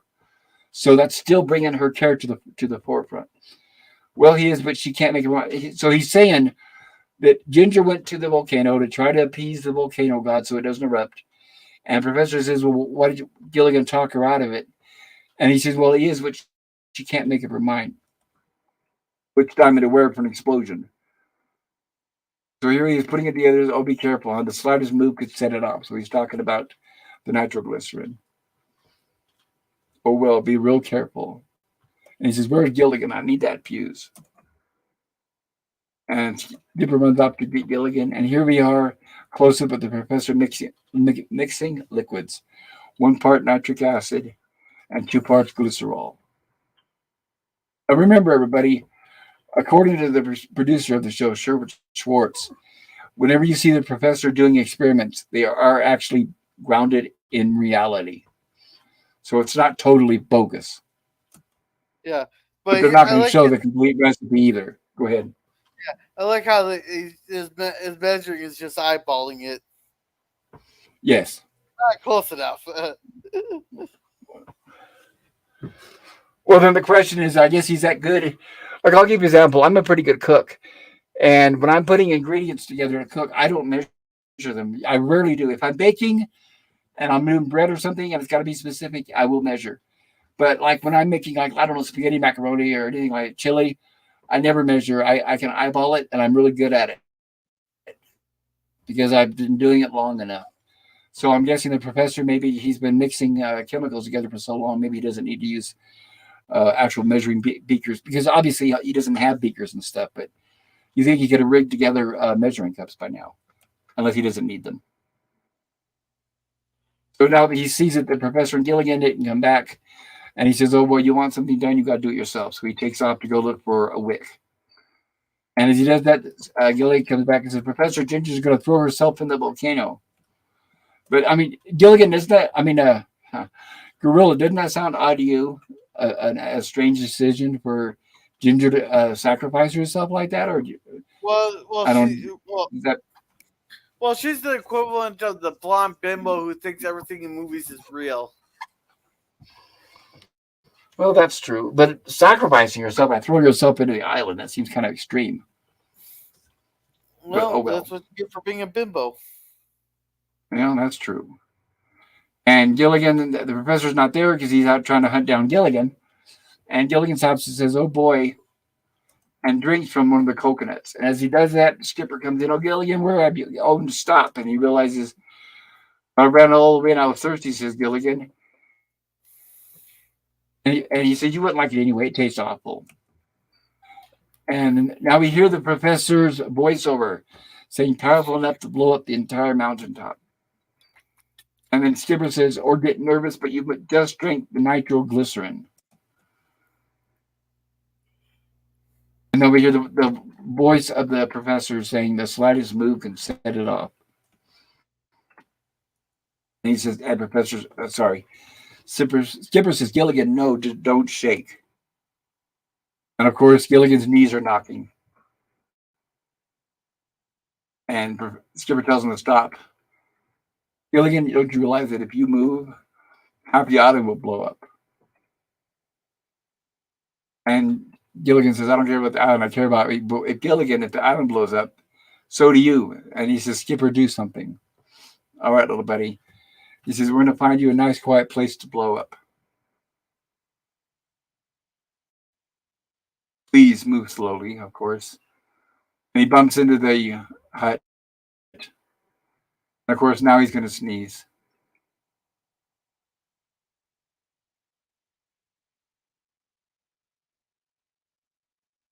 And Gilligan sneezes. Fortunately, nobody blows up. And he says, "I'm still here." And he says, "Gilligan, please sit quietly." And he says, "I'm going down to get the professor. Don't move a muscle, Gilligan." Yeah. Yeah. And this whole time, people keep moving him. That's so funny. Exactly. They're all coming along and jostling him. And here comes Mrs. Howell. "Oh, you poor boy, where does it hurt?" There she's grabbing him. "Mrs. Howell, I might blow up," he says. "I mean, I might blow up for real. I drink some." And as he says that, "Oh, that's why you don't feel a thing," she says. "You've been dipping into." She doesn't understand what he's saying. So she's thinking that he dipped into Mr. Howell's stock, meaning Mr. Howell's private booze. Demon rum is your worst enemy. No, You think that I didn't drink. Go ahead. You think all his alcohol gone gone? You think he'd used up all his alcohol by now? Well, it's true unless he rations it, right? Because obviously he couldn't carry a lot. And I wonder that. And now remember that they're going to mention that in this very next episode after this one. So the question is, do they bring alcohol? Did they bring alcohol, and do they have some left, or are they manufacturing booze there on the planet, on the island? Because you and I have talked about this before. Is they can make homemade booze from bananas and raisins and all this other different kinds of things. So it's possible maybe that they're making their own booze, and that's what they consider their private collection. Come on, Maybe. Ginger, move it. Come on, Pooch, move, move. The dogs keep trying to jump up in my lap, and I'm trying to tell them no. I probably got to take them potty soon. And now she realizes what the nitroglycerin's about, so she runs off. Yeah. And it looks like we have a new hut. This is an interesting angle with a food locker in it. Okay, so they've established that the food is not kept outside in a because originally the food was kept outside in a hut, right? In its own hut. Because I think they've established that they had a separate hut for ammunition and supplies, and they also had a separate hut for food. But I guess now that's inside and it's a food locker. And of course, they're still talking about the volcano's about to explode, and he says, "So am I can't move." Quick run down to the lagoon, see if I can find out what's wrong. So, which makes no sense, but I just said because I missed some of the lines. I apologize. Oh, Ginger, I can't pick you up right now, Pooch. Cross your legs. Gilligan, Marianne, maybe I should hit you harder. Okay, so I'm definitely getting that out of context. But turn me into a jigsaw puzzle, he says. You see, I drink this nitroglycerin. And he said, I could explode. She says, explode? Oh, gosh, I better go get the professor. Yo, you just sit here. Because if you think about it, and if you get all upset, and he says, go get the professor, I have a terrible itch. I'm sorry, guys. It's hard. I don't remember all the words exactly. Maybe what I need to start doing is printing out the script ahead of time so I can read it. But then the more detail I get reading the script, the more chances I'll get flagged by that TV station. Yeah. See, that's where I just summarize the scenes in the Waltons, but that's a lot easier than on Gilligan's Island here. Well, yeah, because they're jokes. And when you only tell half a joke, it makes no sense. And people are like, what are you saying? And here's where the skipper is telling Professor he drank the nitroglycerin. I tried to stop him, but it was too late. And Gilligan says, well, it needed a little bit of salt. And then the professor said, it's just water. And he used it to dilute the other ingredients. Gilligan, I ought to blow you up personally. All the stupid things that I've ever heard. And then we've got to bomb that volcano, the professor reminds them. Tell the others to get down there, too. Yeah, let's throw Gilligan in there. Yeah. I know, of course, right? And then Gilligan remembers Ginger. Oh, my gosh, Ginger. Remember, she's back at the volcano going to supposedly throw herself into it as a sacrifice. Throw herself in the volcano? She does it all the time. It's an old native custom, he says. He's telling about the movie and about the most beautiful girl, and she has bells on their toes and the drums, and they yell, "Better get down to the lagoon!" Yeah, so professor says, according to my calculations, it's going to go anytime. The explosion is going to imminent anytime. He says, "Well, we better hurry." Now back to the volcano, and of course we're on the outside set again. You can tell it's sunlight, and Gilligan's running looking for Ginger. And she says, I've got something real important to tell you. He says it. What? What? Oh my goodness, we better get back to the lagoon. And unfortunately, Ginger falls in a hole. Yeah, where'd this big hole come from? No, remember, I guess it's, even though they know the island, they didn't know about this hole apparently. Yeah. And Well, he saw her fall. Sorry, go ahead. It just seems like a random hole that has it like seems out of place. Yes, it does.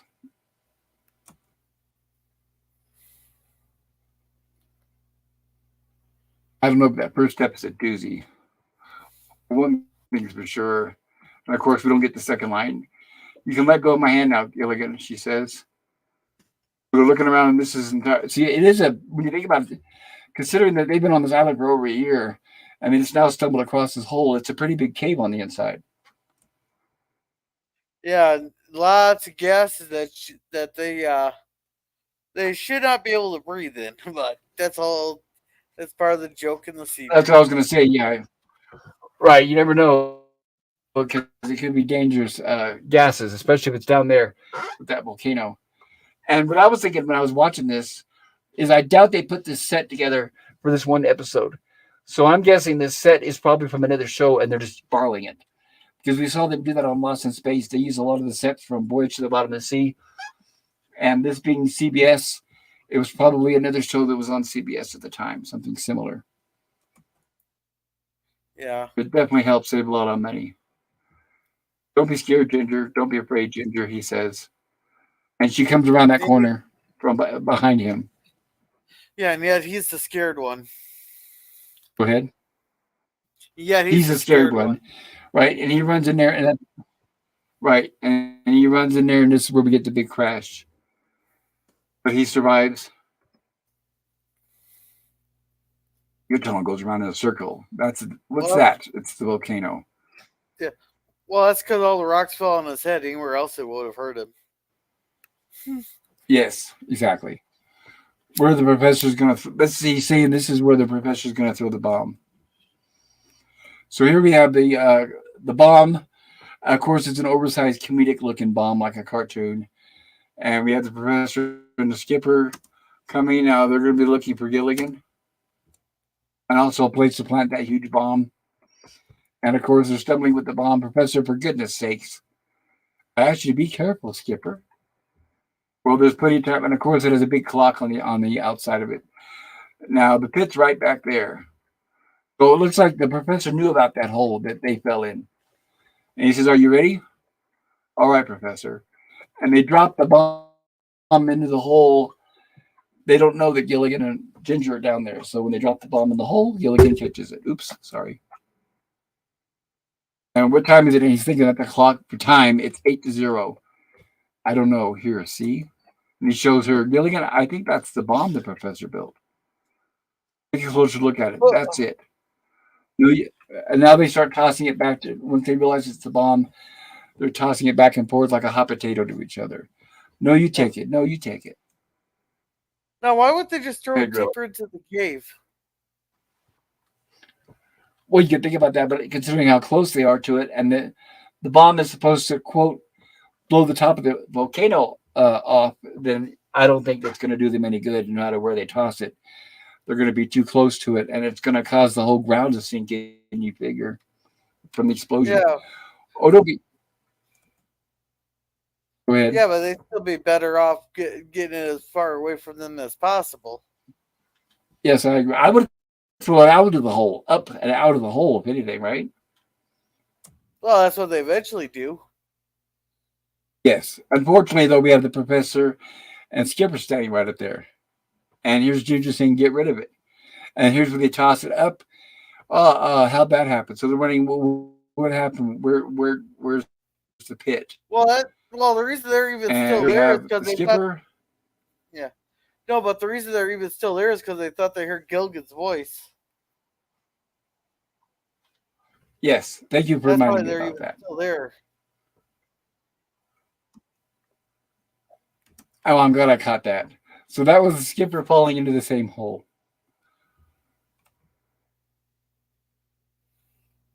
Here comes the professor.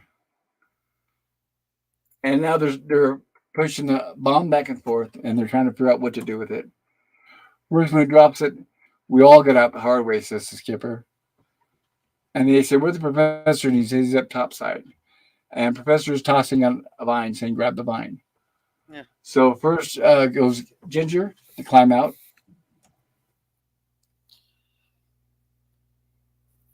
And she's helping give the professor some leverage. He tosses the vine back down there. And now they're arguing who goes first. Gilligan saying, Skipper, you go first.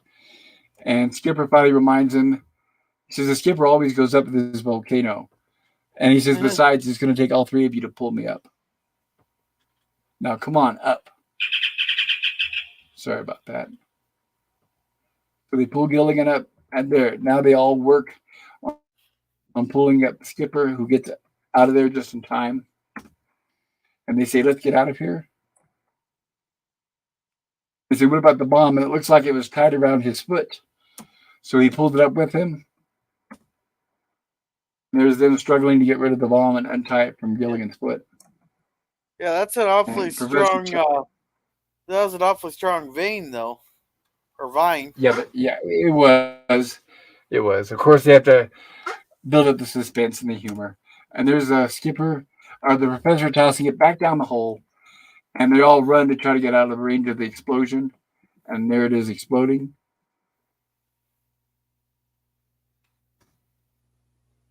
And it looks like it sealed the hole. You think it would make a bigger hole, but I guess in this case it sealed the hole. Yeah, it's a very disappointing explosion. I would have done stock footage of a huge explosion and have them go flying but still be okay. Yeah, you could have done that. That would have been right. That's just it. You would have had to show them getting blown clear of the explosion so that they would be okay. I'm guessing that's why the explosion wasn't very big, or they were trying to make it seem that most of the explosion was underground. So maybe that's why it didn't hurt them so badly. And here's Gilligan calling out from these bushes saying, did anybody else get killed besides me? And here comes the skipper. Gilligan, you're very much alive. And there they are. There's Ginger and the professor. I guess we're going to stay that way. Look. They look, and there's a volcano. I had to show that. So that's how you seal a volcano, by using an explosion and then running the film backwards. Yeah. Like I said, lots of. And it looks like now, there we go, Gilligan's. Yeah, lots of stock footage and a lot of repeated lines in this episode. Yes, I completely agree. And it looks like they got their hot water, but it really didn't do Gilligan any good because he's still having to haul it for everybody. So Marianne, you can hear Gilligan with hot water for the dishes. And look, I said I was coming, and now they're all yelling, and they all want their water for their dishes and their baths. And now Gilligan accidentally stands over the geyser, and it burns his butt. And we get our closing tune. All right, well, you're getting the next episode ready. I'm going to read chats here. PvP says the ash is pretty big. When Mount St. Helens blew apart south of here in Washington State, the ash that settled up here was very fine. Everything was coated in it. Oh, I bet. I remember that. Yeah, I remember that. And yeah, one of my old coworkers was out there when it happened. And PvP says would be a long climb for Ginger too. Send Gilligan into the volcano. He's primed up on nitro. And Screw says, "Well, PvP, yes. you got us back with your fires, right? Fires." Says he fell down Ginger's hole. Screwy says he fell down Ginger's hole.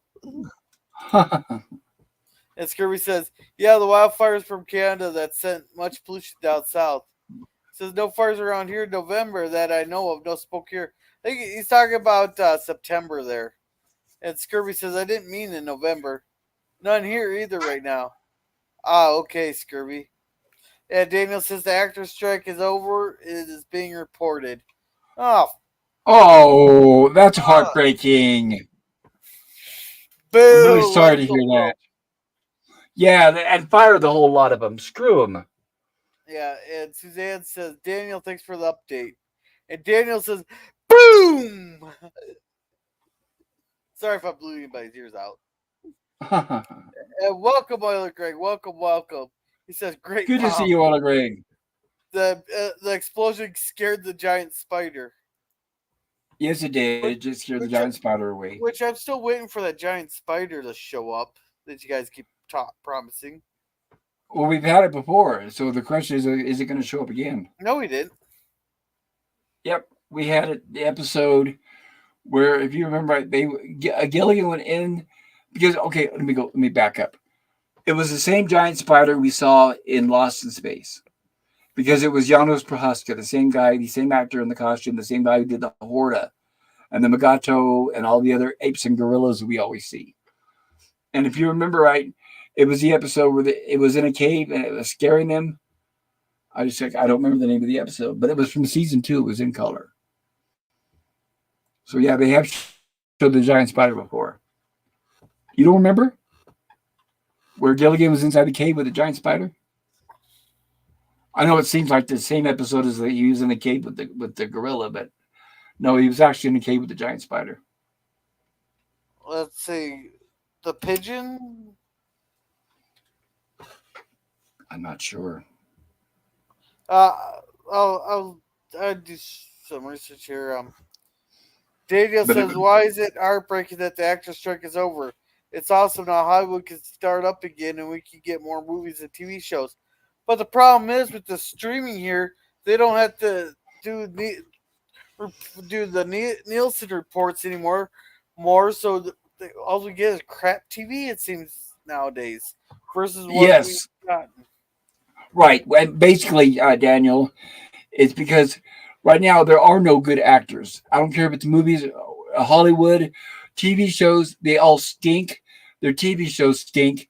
And the last thing they need is more money to be paid to be a bad actor. So that's the problem. Well, my problem is too many of them run their mouths on Twitter.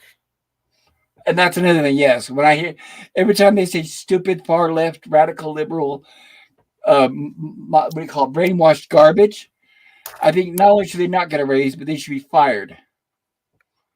And a perfect example is I'm thinking about is like that horrible Rachel Ziegler that's going to be the new Snow White. She's going to get a raise? No, it's like no, I don't think so. Yeah, especially when she's the reason that Disney had to discontinue doing the Snow White. They had to abandon that project because she kept running her mouth. Well, did you hear the new news about it? They apparently because Disney, surprisingly, Disney did actually realize all the mistakes they made. First of all, they realized that all the ridicule people making fun of the new so-called I don't know what you want to call them anymore, but it's not the Seven Dwarves, obviously, as we've seen. It's just a bunch of diversity hires. So Disney realized that they're being made fun of, and the diversity hire BS is backfiring. Plus, they also did notice that what Rachel Ziegler said about the movies and how she's been dissing Snow White. So they actually are going to go back and reshoot a bunch of the movie. So they delayed the movie for another year. So now they're saying the budget's going to be upwards of over $400 million. Can you imagine that? It's going to be the most expensive movie ever made. And there's no way it's ever going to make that money back. No way. So I don't know if you've seen, but they released a picture where they're going to use CGI dwarves. They're going to go back and reshoot a lot of the scenes. They're getting rid of the diversity hires, and they're going to use CGI dwarves. So yeah, it's going to be the cost of that whole movie is going to be astronomical by the time it comes out next year. Yeah. But anyway, that's the update on that movie. All right. So let's get into our second episode here. Sounds like a plan. So here we are on the second episode. Remember, everybody, we are on season 2. Don't give me problems here. There we go. I'm on my browser. I had to bounce back and forth. We are on season 2, episode 26. This episode premiered on Thursday, March 17th, 1966. Will the real Mr. Howell please stand up? And some of you younger people might not understand what that means by stand up. But at the time, they used to have a really popular game show called What's My Line? And they had 3 people come out on stage. One of them would be like an actor or a famous person, and the other 2 would be posing as them. And it was called What's My Line? And they would come on and answer questions from the panelists. And they would try to figure out which one is the real like captain of a boat or which one, really did do a certain thing. And when they finally figured out who it was, they would say, "Will the real Mr. So and so please stand up?" So that's where that line came from. I know now, here we are 60 years later, and everybody's like, what does that mean? So it did kind of date it. So anyway, without too much talking, which is, I guess it's too late for that. So will the real Mr. Howell please stand up? And the synopsis for this episode is as follows. An impostor posing as Mr. Howell claims to be having been rescued and begins selling off Mr. Howell's stocks. The real Mr. Howell offers his fellow castaways a hefty reward to get him off the island and save his fortune. Okay, and here away we go. So we got our opening here with our intrepid, gallant crew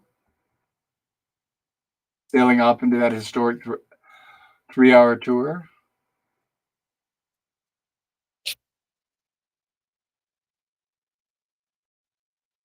Oh yeah, quick question before we go any further. So, you think I am the last episode we just watched, Gorilla? Am I wrong, or would you think that Ginger had a larger role than usual? Nah, maybe a little bit extra, but like maybe a minute or two. Not too noticeable.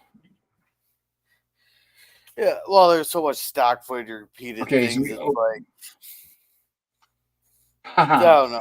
well, I guess you're right. Maybe the stock footage had the biggest role in that episode. Yeah. So here we are. Cut to we have the beach at the lagoon, and it looks like Gilligan is making sandcastles while he listens to the radio. You think as much time as you have, you can make one of those fantastic ones that you see at those beach competitions. Yeah, I've seen some of those. They're amazing. But of course, Gilligan being Gilligan, I don't know if he can make anything that sophisticated. So I think his are going to be a little more primitive. Like me, I'm not really good at it. I don't think they would be. Even if I had days to work on it, it probably wouldn't be very fancy because I'm not much of an artist. Because that is a certain art form in of itself. So for a special news bulletin, Gilligan hears on the radio, financial wizard of Wall Street has been rescued after being given up for lost. So now they're saying Mr. Howell has been rescued, and Gilligan is like, what? And he's listening to this. Please stand by for an on-the-spot exclusive interview, says the radio announcer. And as he does that, Mr. Gilligan's running towards the hut. Mr. Howell, Mr. Howell. Now we are back on inside the sound stage. Hey, Mr. Howell, Mr. Howell. I'm sorry to keep reminding everybody about inside and outside. Gilligan, Gilligan, what is it? So Mr. Howell comes out of his hut and he tells, what? I'm what? And he says, you've been rescued. And of course they're confused. Oh no, I'm not listening. You've been rescued. And they're listening to the speech. And now we get back to the mainland and the radio announcer. So apparently it's a radio and television announcer, that is, because he's apparently talking to a television camera. But the great man, lovely known as the Wolf of Wall Street, has been amazingly rescued, he says. Sir, may we congratulate you on your amazing rescue. We'll get the reveal. It's somebody who actually does look exactly like Mr. Howell. And coincidentally, sounds exactly like him. It's like, yeah, like someone's going to have that unique voice that Jim Backus has. And he says, it's good to be back. Well, I've seen weirdest things, and you can impersonate someone if you practice their stuff enough. Vico probably been practicing that ever since Susie. He's probably been planning and practicing that ever since Mr. Hall's been reported lost. Right. They don't go into detail how he looks and sounds like Mr. Howell. So it's like suddenly he pops up out of nowhere, I guess. But you're right. Most people their voices can be impersonated, but not everybody can be impersonated. There are some people that their voices are so unique it just cannot be done. Now with the actor Jim Backus, possibly. And there's Mrs. Howell say, Thurston, it does sound like you. And the reporter continues, it is true, sir, that you are the only survivor. Yes, that is very true. Yes, sir, Mrs. Howell. And here, this is surprisingly grim for Gilligan's Island. He says, yes, my poor wife is at the bottom of the ocean. Alas, I shall never see poor dear Levy again. And she's a little thirsty, and I think I'm going to cry when she hears that. And he gets upset and says, that man is an impostor. Well, of course he is. Isn't he, Thurston? She says. Probably not even a Harvard man. He says, Yale, probably, the poor man. Reporter says, sir, you have our deepest sympathy. Yeah. So what's the thing? May we ask, sir, what your media plans are? Yeah. Can I ask a question here? What's the thing between Harvard and Yale that Howell keeps mentioning? Because he keeps making snide remarks about Yale. When it comes down to it, right? Okay, because a lot of Harvard is supposedly considered one of the top, or if not the top, college in the United States. And the way and we've seen this in prior episodes where he's always making digs at Yale. That's like a little that's just the old competition where they're always teasing each other. So if you were to ask somebody from Yale, they would say the same thing about somebody from Harvard. Does that make sense? Okay, so basically school rivals. So they each think that they're better than the other. School rivals, right. But if I was ever rich enough, if I could go back in time to where when I was college age, and if I came from a rich family, I would have chosen Harvard. Heck yeah. Because if you go to Harvard, anybody's going to hire you. I mean, any job is yours for the asking if you go to Harvard. As the head of the giant Howell Enterprises and forge ahead, he says. And reporting one last question, sir. You intend to sell your amalgamated stock? He says, yes, to raise immediate capital. Sir, that is not rumor. That is a cold, hard fact. And, of course, this is way too much for the Howells to take. Lovey, he's going to sell my amalgamated. What am I going to do to stop him? What's amalgamated stock? All these are fictitious names of stocks because, remember, he's not a real millionaire in real life. So it's just names of fictitious stocks they make up. Okay. Like if you said Acme, because I don't know if you're aware, but like Acme is another name they use generically, like in Hollywood and TV, like that. They used it a lot in the Bugs Bunny and the Roadrunner cartoons. So it's just fictitious names. They're not going to say real stock like General Electric or RCA or anything like that. And he says, "I'm going to kill him." So Mr. Howell's upset because the imposter is going to start selling all his stock. And here we cut and we show Mr. Howell heading off to the lagoon, and Mrs. Howell chased after him. And there we go. He's struggling to go, and he wants to swim back to Hawaii. And I'm going to point out, I know I shouldn't. I hate to burst the bubble and take away the magic. But this is one of the very few scenes in Gilligan's Island where they use stunt people. That's not actually Jim Backus or Natalie Schaefer. As you could tell, that would be a little too much for. First of all, it's a little too physical for those two, especially her, and her falling like that. Remember now, she's 61 at this point, so that is definitely not her. That is definitely a stunt woman. So Skipper and Gilligan hear the commotion, and they run out there to stop Mr. Howell because obviously he can't swim back to Hawaii. And there's Mrs. Howell getting up off the ground, and Skipper runs out to grab Mr. Howell. Hey, okay. As pissed as he is, I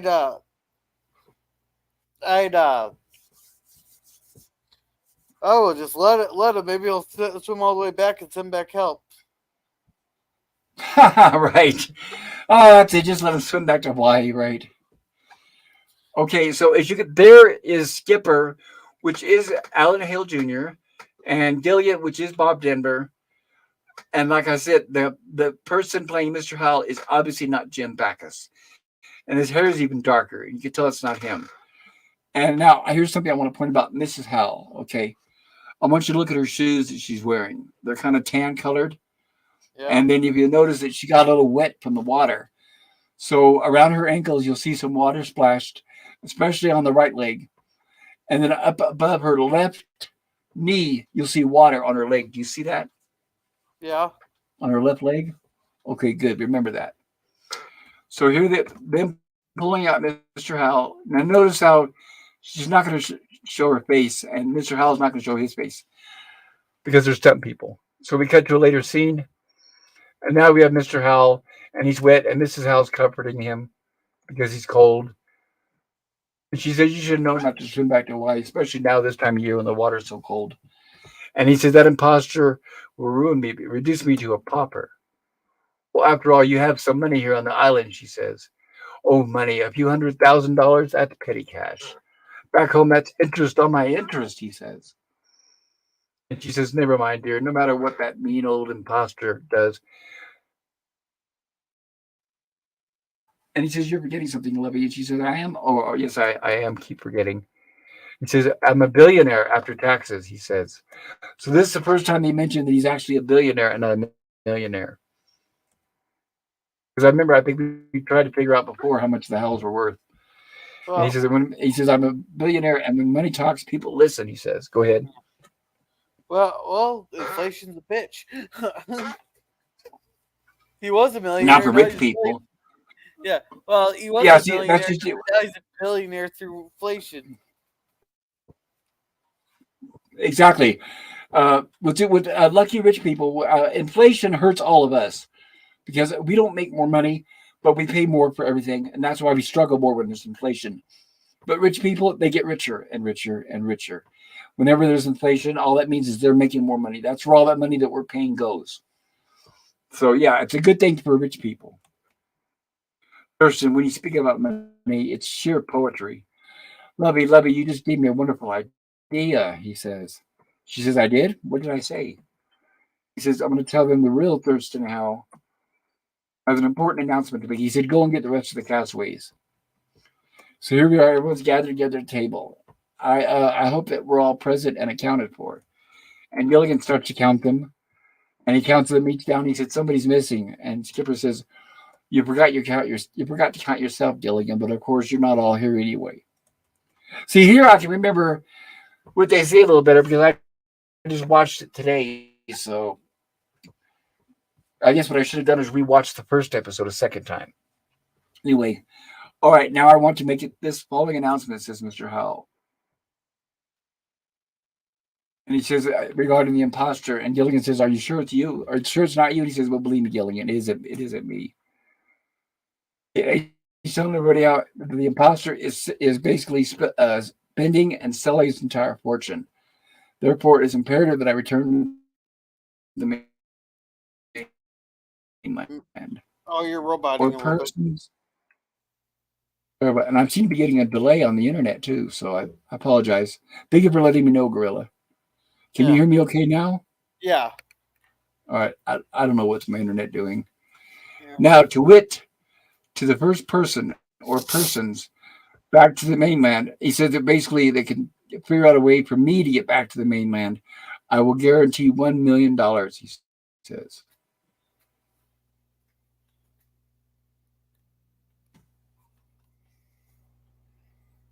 And of course, when he says it, all the ears perk up. And it says excited chattering. And of course, it's like, he can offer $1 million or he can offer 5 million. Like now they're going to suddenly come up with an idea after all this time to get off the island. Yeah. Oh, no. Now, wait a minute. He says, at the sound of my tearing of this $100 bill is when it'll start, he says. So he tears the bill. Yeah. And they all rush to find it. $100. I wish I could piss away. Well, I know, $100. right? What's funny about it is, yeah, I know. What's funny about it is Mr. Howell tears the $100 bill, and now they're off and running, and they're all going to try to figure out a way to get him off the island. But of course, being Mr. Howell, even though he's a millionaire or a billionaire, of course, there they are stumbling over each other to get out of there. And she says, Thurston, you're a genius. She's all excited because she figures that's going to work. And she says, to get you off the island. Me? You want me to try?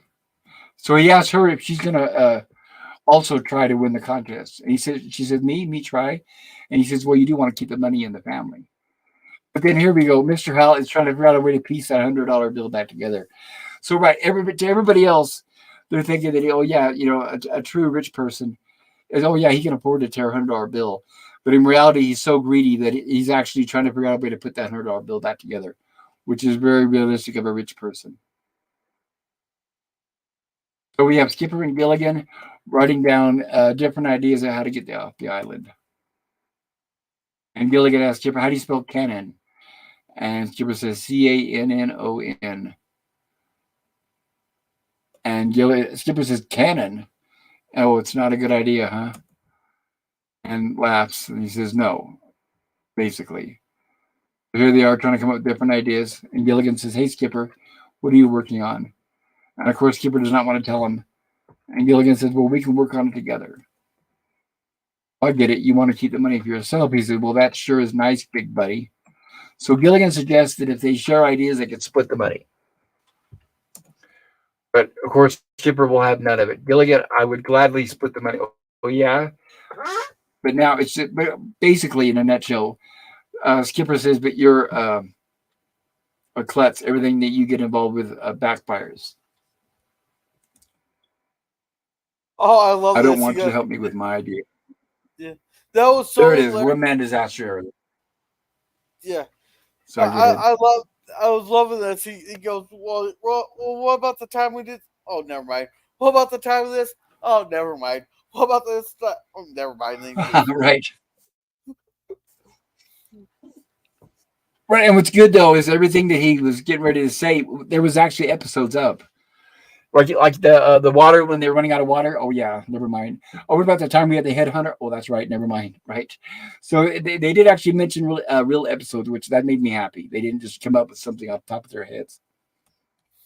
Right, he's a one-man disaster area. Well, and then that's nice for one buddy to say to another buddy, "Well, Gilligan, check your track record for goodness sakes. Name one thing that you've done right." "That's real easy. Here we go. Remember that time?" "Oh, we'll forget that one." "Or the time with the water rushing and oh yeah, forget that one." "Oh yeah, remember the time the headhunter came on the island?" "Oh yeah." "Well, if that's the way you feel about it, I'll just go looking for feathers by myself," says Gilligan, and he leaves. "Looking for feathers," says Skipper. Now we're back with the radio in the house with another announcement, and the reporter saying, "Now speaking to you from the floor of the stock exchange, Thurston Howell III, after a 2-year absence, is once again personally supervising basically the Howell Industries." And you can hear that he's interviewing the impostor who says, "What did we get?" "Oh, no, no, not my dear, sweet amalgamated." So, yeah, the impostor is selling off his amalgamated stock.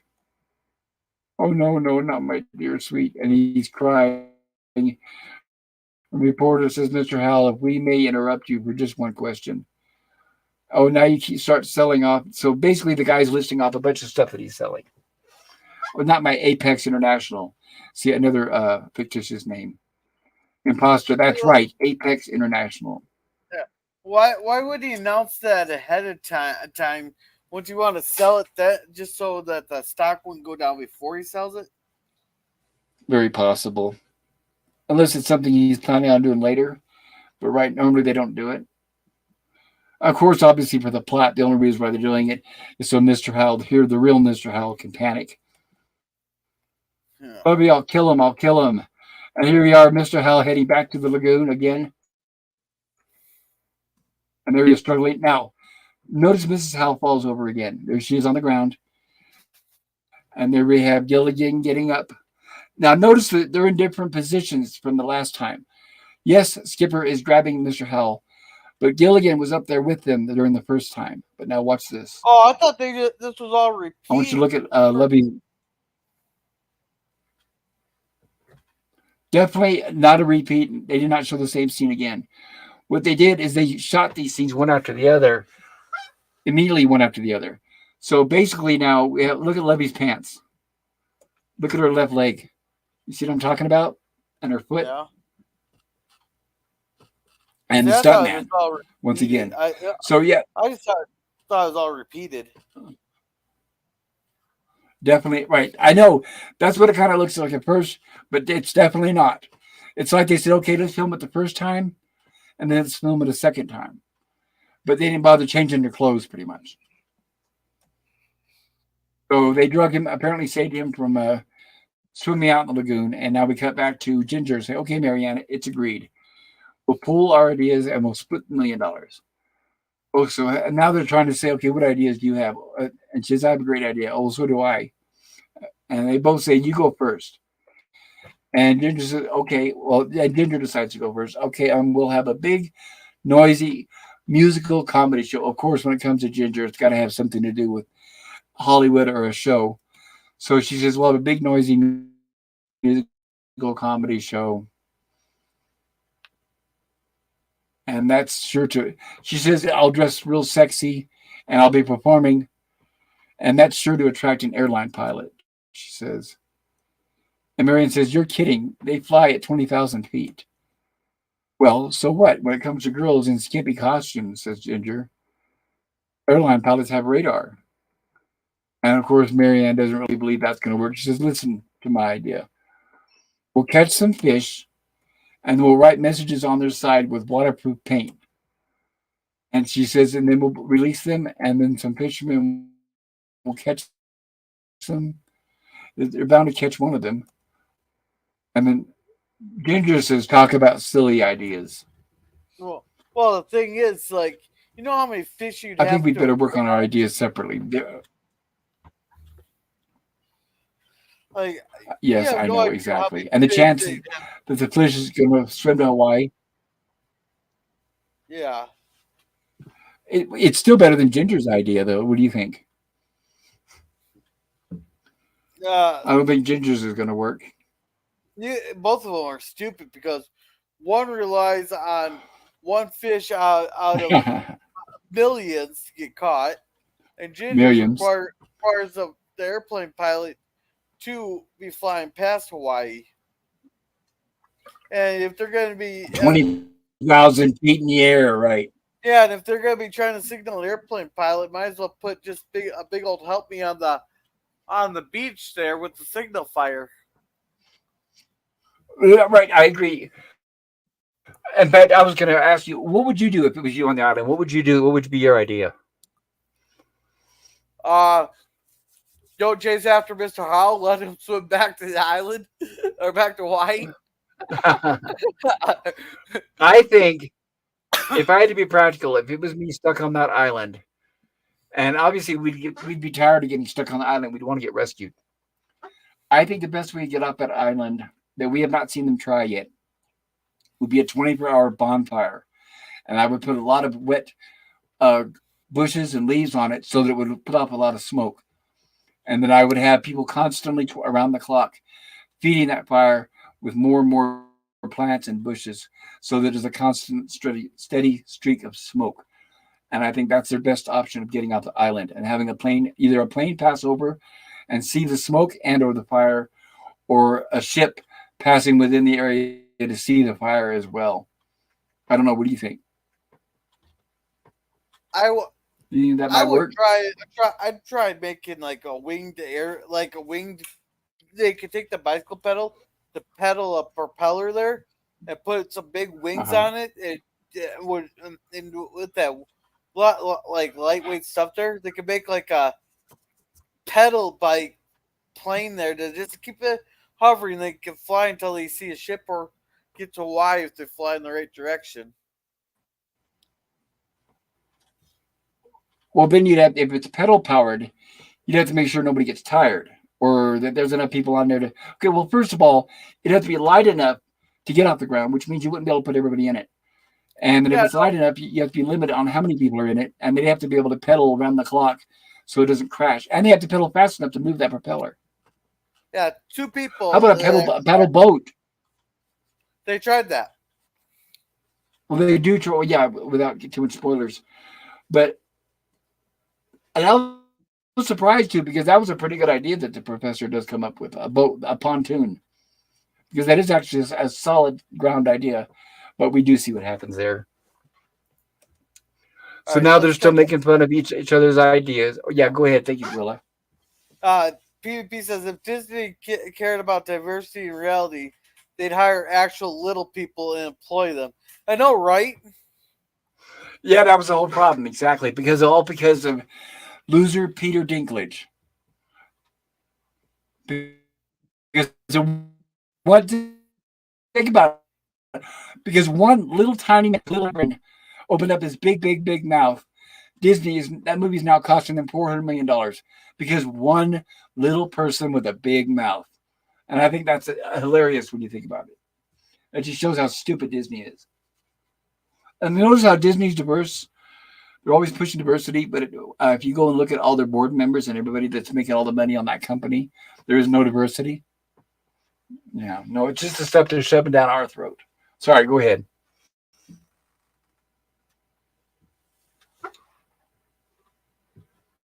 You there, Gorilla?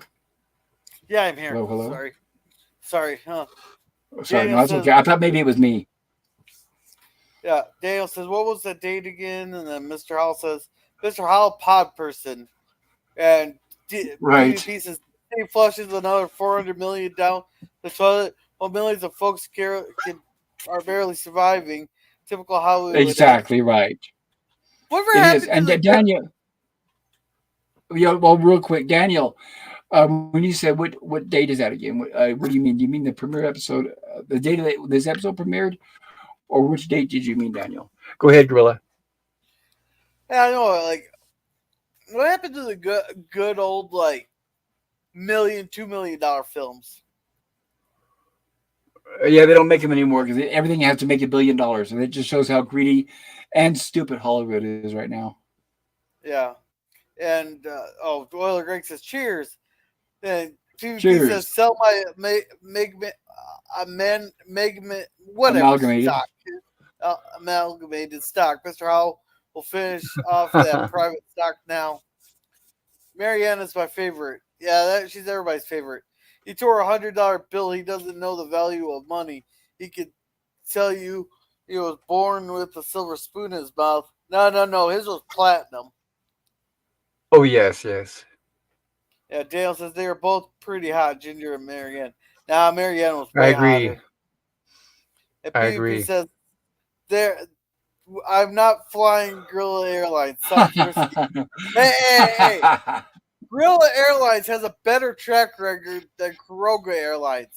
We got footage here on YouTube of Kuroga Airlines flight history.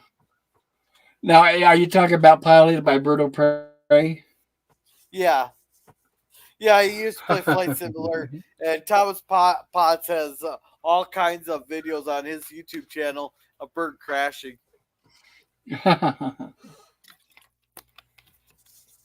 Yeah, Dinklage is perfect named.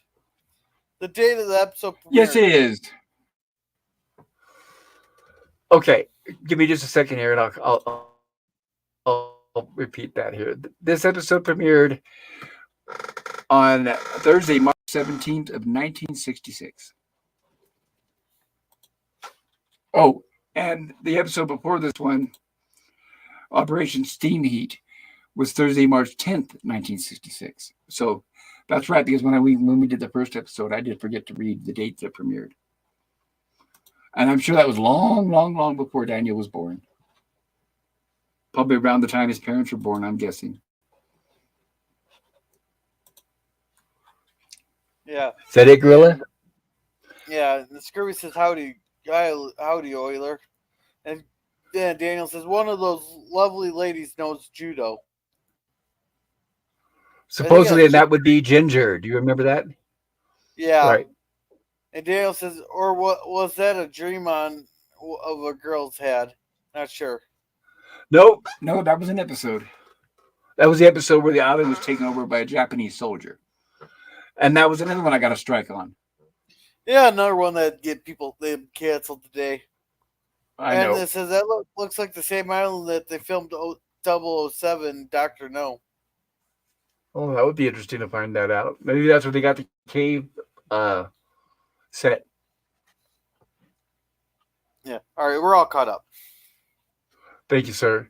So we have Ginger and Marianne are pretty much making fun of each other's ideas because they are both silly, honestly. And we have the house still listening to the radio. A reporter says, and here at the Sunnyside racetrack is Thurston Howell III. And you hear the impostor saying, oh, fine. I couldn't be better. Could be here. So woman, Thurston, of course, Mrs. Howell doesn't like that. And she's saying, what is it with these women? And he says, don't ask me, ask him. Reporter says, I see you have a most attractive blonde friend on your arm today, Mr. Howell. And of course, Mrs. Howell's ears perk up.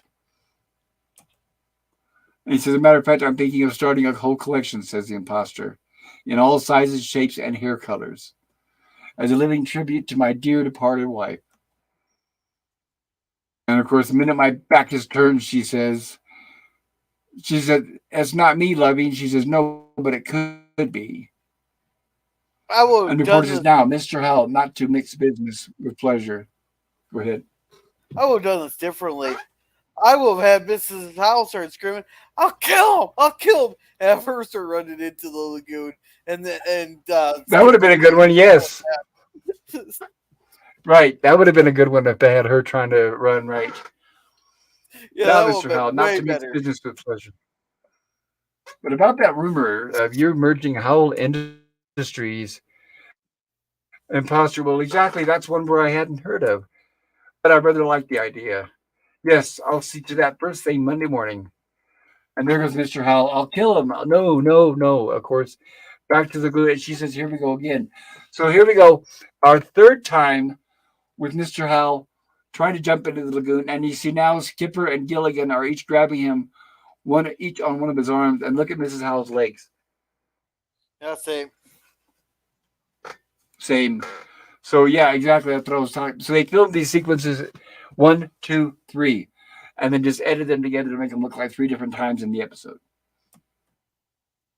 See, here's where they actually carry him out of the lagoon. So you can tell it is a different scene. So they're not exactly the same ones played back. And then the professor says, all right, then we're agreed. We're going to work on this best. We're going to work on the best one together. So they're going to pull their ideas, see who has the best idea. We'd better hurry up, Professor, before he gets so excited. And he says, all right, then let's see your ideas. So everybody put their ideas on the table. And he's reading them. Interesting, very interesting. And they asked, Marianne asked about her ideas, and they, not a chance, Marianne. And then Skipper says, well, what's better than a one-man balloon? And he's talking about using hot rocks with a hot air. And the professor says, well, with an unbiased scientific eye. And of course, Skipper's all happy, figuring already that they're going to choose his idea. And the professor says, no. He says, my idea is the best one. And he, yours, Professor. And he says, yes. Now listen, my idea is to construct a pontoon boat. And he says his best chance of reaching the shipping lanes. So building a pontoon boat, and then Mr. Howell head back to the shipping lanes and then be rescued that way. And Skipper says, say we can use that bicycle device we have seen before, precisely. And there's plenty. We're talking about water for the pontoons to help balance. Well, I guess it's something. And of course, the girls are disappointed that their ideas are not being used. All right, let's get started as soon as possible, says Professor. And they say, where's Gilligan? And Skipper says, well, he was collecting feathers. And that's when Marianne says, Skipper, look. There's Gilligan on top of one of the huts. Yeah, and they, of course, they all stand up. Gilligan, you come down from there. Yeah, why don't you tell us? Okay, tell us. They had Gilligan hanging on some wires there. Then they cut back to Skipper. So while they drop him down a little bit to below the camera level, they switch to Skipper. Then they switch back to him laying on the ground. Yes, exactly. And he says, Skipper, I've been watching the birds fly. It's real easy. Yeah.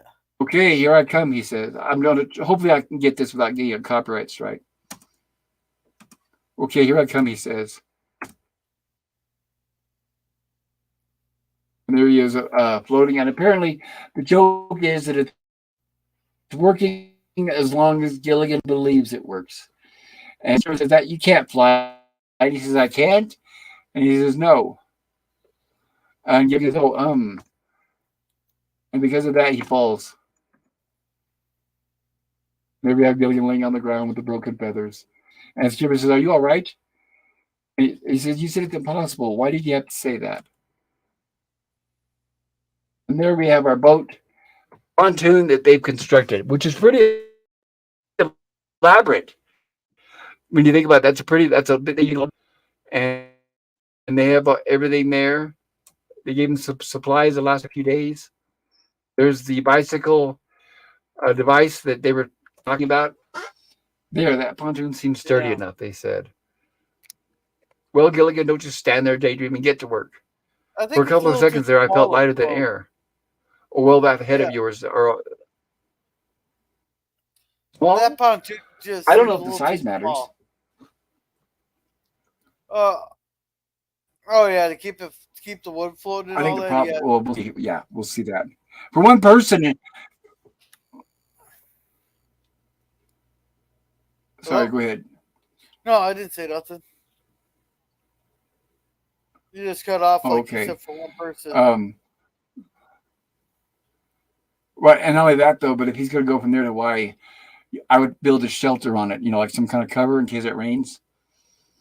So here we have the girls. They come with some food and water, and you notice Ginger has a barrel of water. I was hoping to catch that here, and I don't know if that's going to happen. Now watch. I want you to notice she hands that barrel of water to the professor.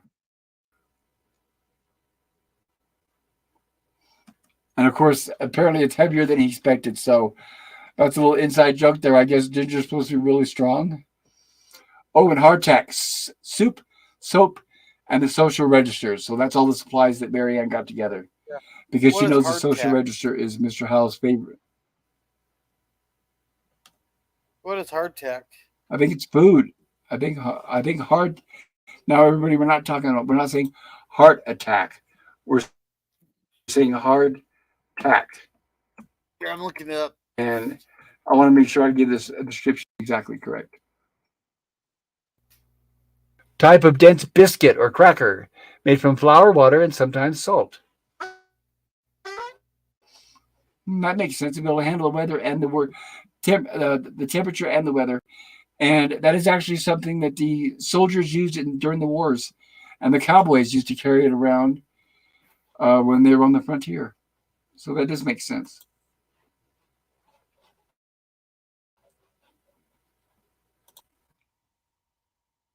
And Skipper says social register, and she says yes, it's Mr. Howell's favorite newspaper. And Mr. Howell asks them, Skipper, do you really think this contraption is safe? And Skipper assures them that it is, and he says, oh good. He says, now I better get back there before it sinks. I guarantee you, this pontoon boat is 100% watertight, says the professor. Well, I hope so, because I am not, says Mr. Howell. He never dressed first night out. So they asked him why he's dressed away. Well, here we go. Mr. Howell boards the boat, makes a speech, and try not to drink any seawater, says Mrs. Howell. Oh, and Mr. Howell, when you get to the mainland, this is where they remind him, don't forget to tell him about us. He says, after I take care of that impostor. Oh, Thurston, you look so handsome, she says. The man standing there. And she's taking pictures, and then she says, I do wish I had some film with this camera. Something more important than life itself, money. Mr. Howell, if you get into trouble, or he gives him a suggestion and it doesn't show here, just fire this flare pistol. That's right. He does give Mr. Howell the flare pistol. I thought. Wait. And we say bon I swear the voyage. other. And Mr. I Howell swear embarks they're. on his adventure. Yeah. Wait, I swear they used all their flares up when Gilligan burned down the supply hut. Yes, he did use a flare to burn down the supply hut, but did they say it was the last one? I don't remember. Well, all the flares were in there. Because well, that's true, right? Unless they somehow made a new flare, which doesn't seem very likely. But yes, you're right. It did. That was their supply hut that had all their ammo and everything in it. Yeah, the whole thing burned up because of the flares. Yes. And it went straight down. See, this is where it should have been a lot wider because those paddles took away a lot of the flotation there. I think what it was is that log was too. I think that log was too heavy because remember it was one big log. So I think the problem is just weight and remember all the supplies he's taken with them. Yeah. And the water, remember that barrel of water that Ginger gave the professor was also very heavy. So I think it was a combination of the boat not being, oh, well, also it may have not been waterproof because the professor said, I guarantee you 100% waterproof. Maybe he was wrong. Yeah. No, But or it's too a small combination of for all the. those things it could have been. Maybe it wasn't waterproof. Yeah. Maybe it was too heavy. I wouldn't say waterproof, but you got all the weight on there. Then you got the pedals in the front, just slopping water right into those tubes there. Oh, this was hilarious. He wastes their flare, Right. And what but I it was thought was odd was right. What I thought was odd was the professor was talking about filling the pontoons with water. I thought pontoons are full of air because you have the skinny boat in the middle, and then you have the arms that reach out with a pontoon on each end. And I thought they're supposed to be full of air because that's what keeps the boat afloat. But I could be wrong. I thought it Mr. was Howell there shoots the too. flare. Oh dear, I think Thurston's trying to tell us something, says Mr. Howell. Meanwhile, back at the huts later on, and Mr. Howell's listening to the radio. Thurston Howell III, famous capitalist and sportsman, and is about to set sail with an all-girl crew of 49. Not only that, of course, it's upsetting Mr. Howell the more he's blowing all his money. And his entire crew on the boat is 49 women. 49 girls on a yacht, and I'm playing Santa Claus, he says. Oh, the fickleness of fate. Why couldn't I be the imposter spending his money? Oh, never mind, dear. See, Everything's going to be all right, she says. yeah, see if I was Mr. Howell, I would have slapped him for that comment. Slap Mrs. Howell? No, Mrs. Howell Oh, you slapped mean, Mr. Howell for that comment. Go oh, him wanting to be on the boat with all those women, spending their person's money. right. Well, he's playing Santa Claus, right. Right. And Mrs. Howell, how is he? The professor pokes his head in and he whispers, how is he? And she says that all he talks about is losing his money. Well, I don't profess to be a psychiatrist, Mrs. Howell, but however, I do hold a master's degree in psychology. Oh, I wish you'd speak to him, Professor, she says. And Professor 49 Girls at $25.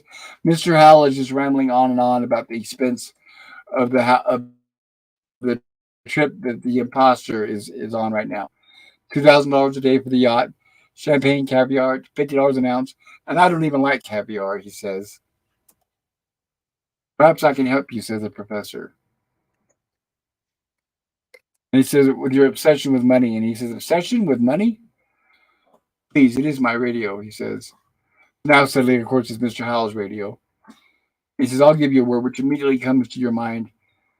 And I have no obsession with money, believe me. So, the professor was quizzing him with different words to see what comes to mind. And of course, I don't remember what the first one was, but the first response from Mr. Howell was money. He said, star, tax deduction. Actually, what he said was children. And he says, tax deduction. Well, it certainly is a problem, Mrs. Howell, he says. Tell me, during the stock market crash, how did you get his mind off his money problems? He asked her. And she said, oh, the crash land. Oh, and we became just a millionaire. So we took his radio away from him. And she said, if his chartered yacht ran out of fuel, here's what they're listening to the radio. The imposter says that he could burn the money to. I hate trying to repeat verbatim what they said when I can't remember because I can't remember word for word. So I apologize, everybody. Yeah, I can't I'll just remember let much of the this. subtitles go. Yeah. Right. Well, basically, the imposter was saying on the radio was that if he ran out of fuel on the boat, that he just burned money. And we have later on that evening where Skipper and Gilligan are sneaking in, and they're after that radio. Oh yeah. And Gilligan's just like, got it.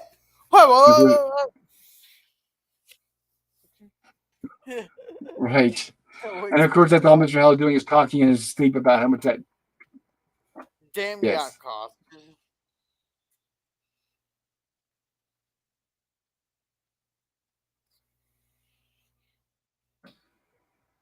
So Gilligan yells out, "Got it," which wakes everybody up.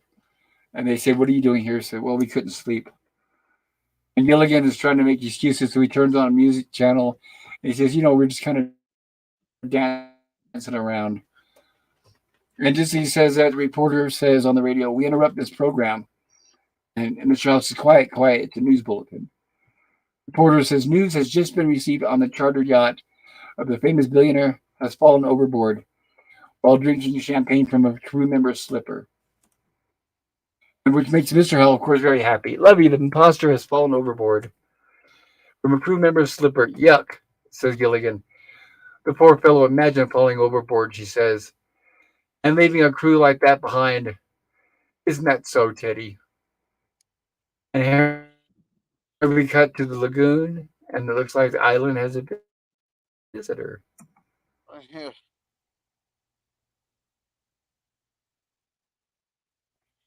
So it looks like the imposter with the bottle in one hand and the slipper in the other. And he drinks them, and of course they're just seawater, so he spits it out and tosses the items aside. And we cut back to Mr. Howell on his lounge, and Gilligan says, "Mr. Howell, is that offer still open for rescuing?" And Mr. Howell says, "No, now that the imposter is dead, that he's only offering half the money." "Oh, well, it's a deal anyway," says Gilligan. And he starts measuring Mr. Howell's arm length. And he says, "What are you doing?" And he says, "Measuring you for a pair of wings." And Mr. Howell says, "No, I heard about your flight. Let's forget it. I like round trips." And of course, he says the line, "It's the only way to fly," which is the line he used to the voiceover for an airline back in the day. And that was their slogan. And Jim Backus actually was the voiceover for the commercial. So when he says it's the only way to fly, that's from that commercial that he was doing voices for. Because he remember now, he was very big in Hollywood, doing a lot of voices, not just Mr. Magoo and Mr. Howell, but he was doing voiceovers for a lot of commercials. And here comes Mrs. Howell saying, "Here's some of that new palm root wine, dear." And this is what I was talking about in the last episode, where we were talking about Mrs. Howell said that Mr. Howell has his own private stock of alcohol. And that's when I mentioned it. I said, well, we'll see in the next episode where they talk about them making their own booze. So apparently they have some made out of palm root, which does not sound very appetizing. Anyway, meanwhile, we have the imposter watching over it and seeing what's going on. Another vintage year. Good crop, says Mr. Howell. And the imposter is watching, and he grabs a coconut. And here's where he sneaks up behind the real Mr. Howell and hits him over the head. And what do you notice with this, Gorilla? I'm guessing they don't show his face. Gorilla? Still there? Oh, white hair. Anyway, he hits.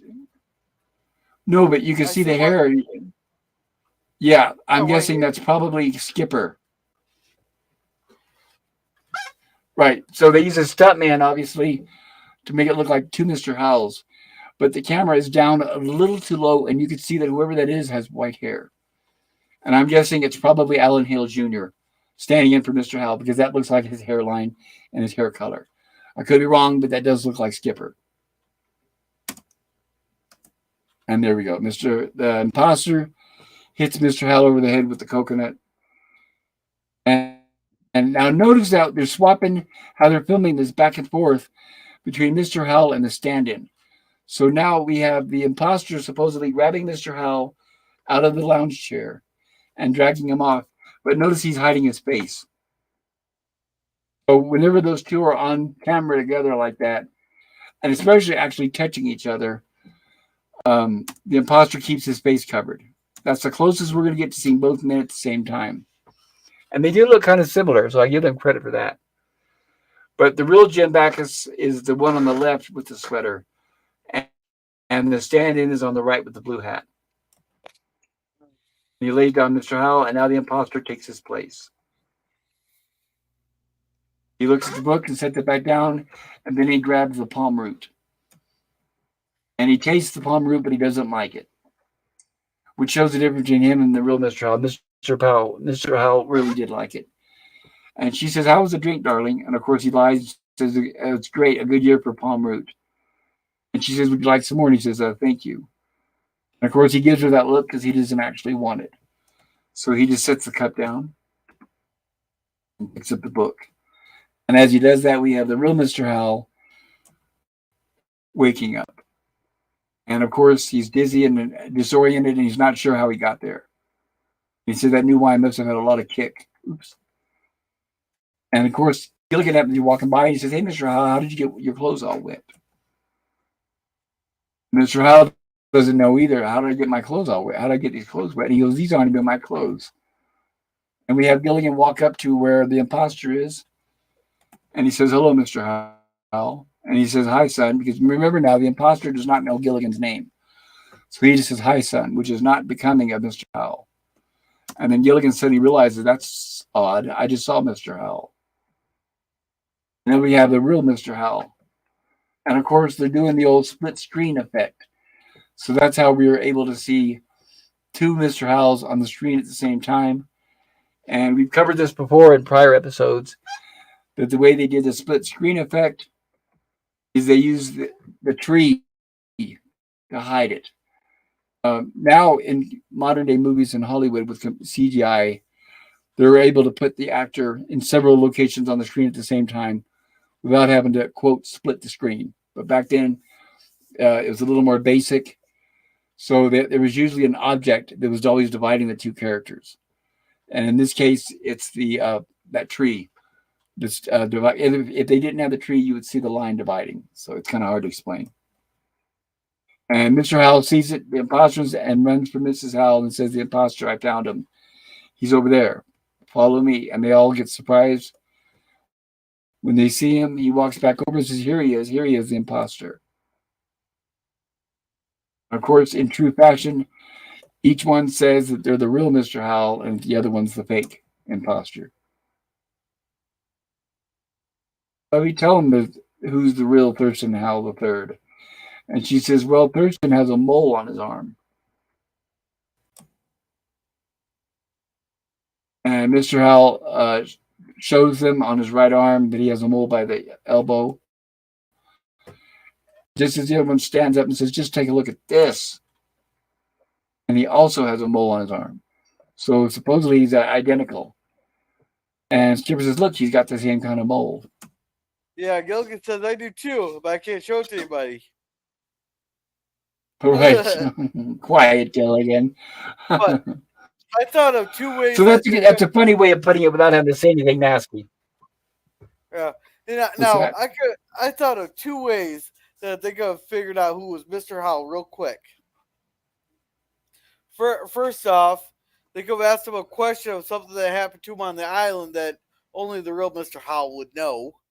And second of all, Lovey. Right. And all they got to do is Skipper just says, "Go ahead." Oh no, keep going. No, you said something about Lovey. I didn't hear the rest. Yeah, or if they really, Lovey should be able to figure it out who it is one way. We all know which way, because only she was.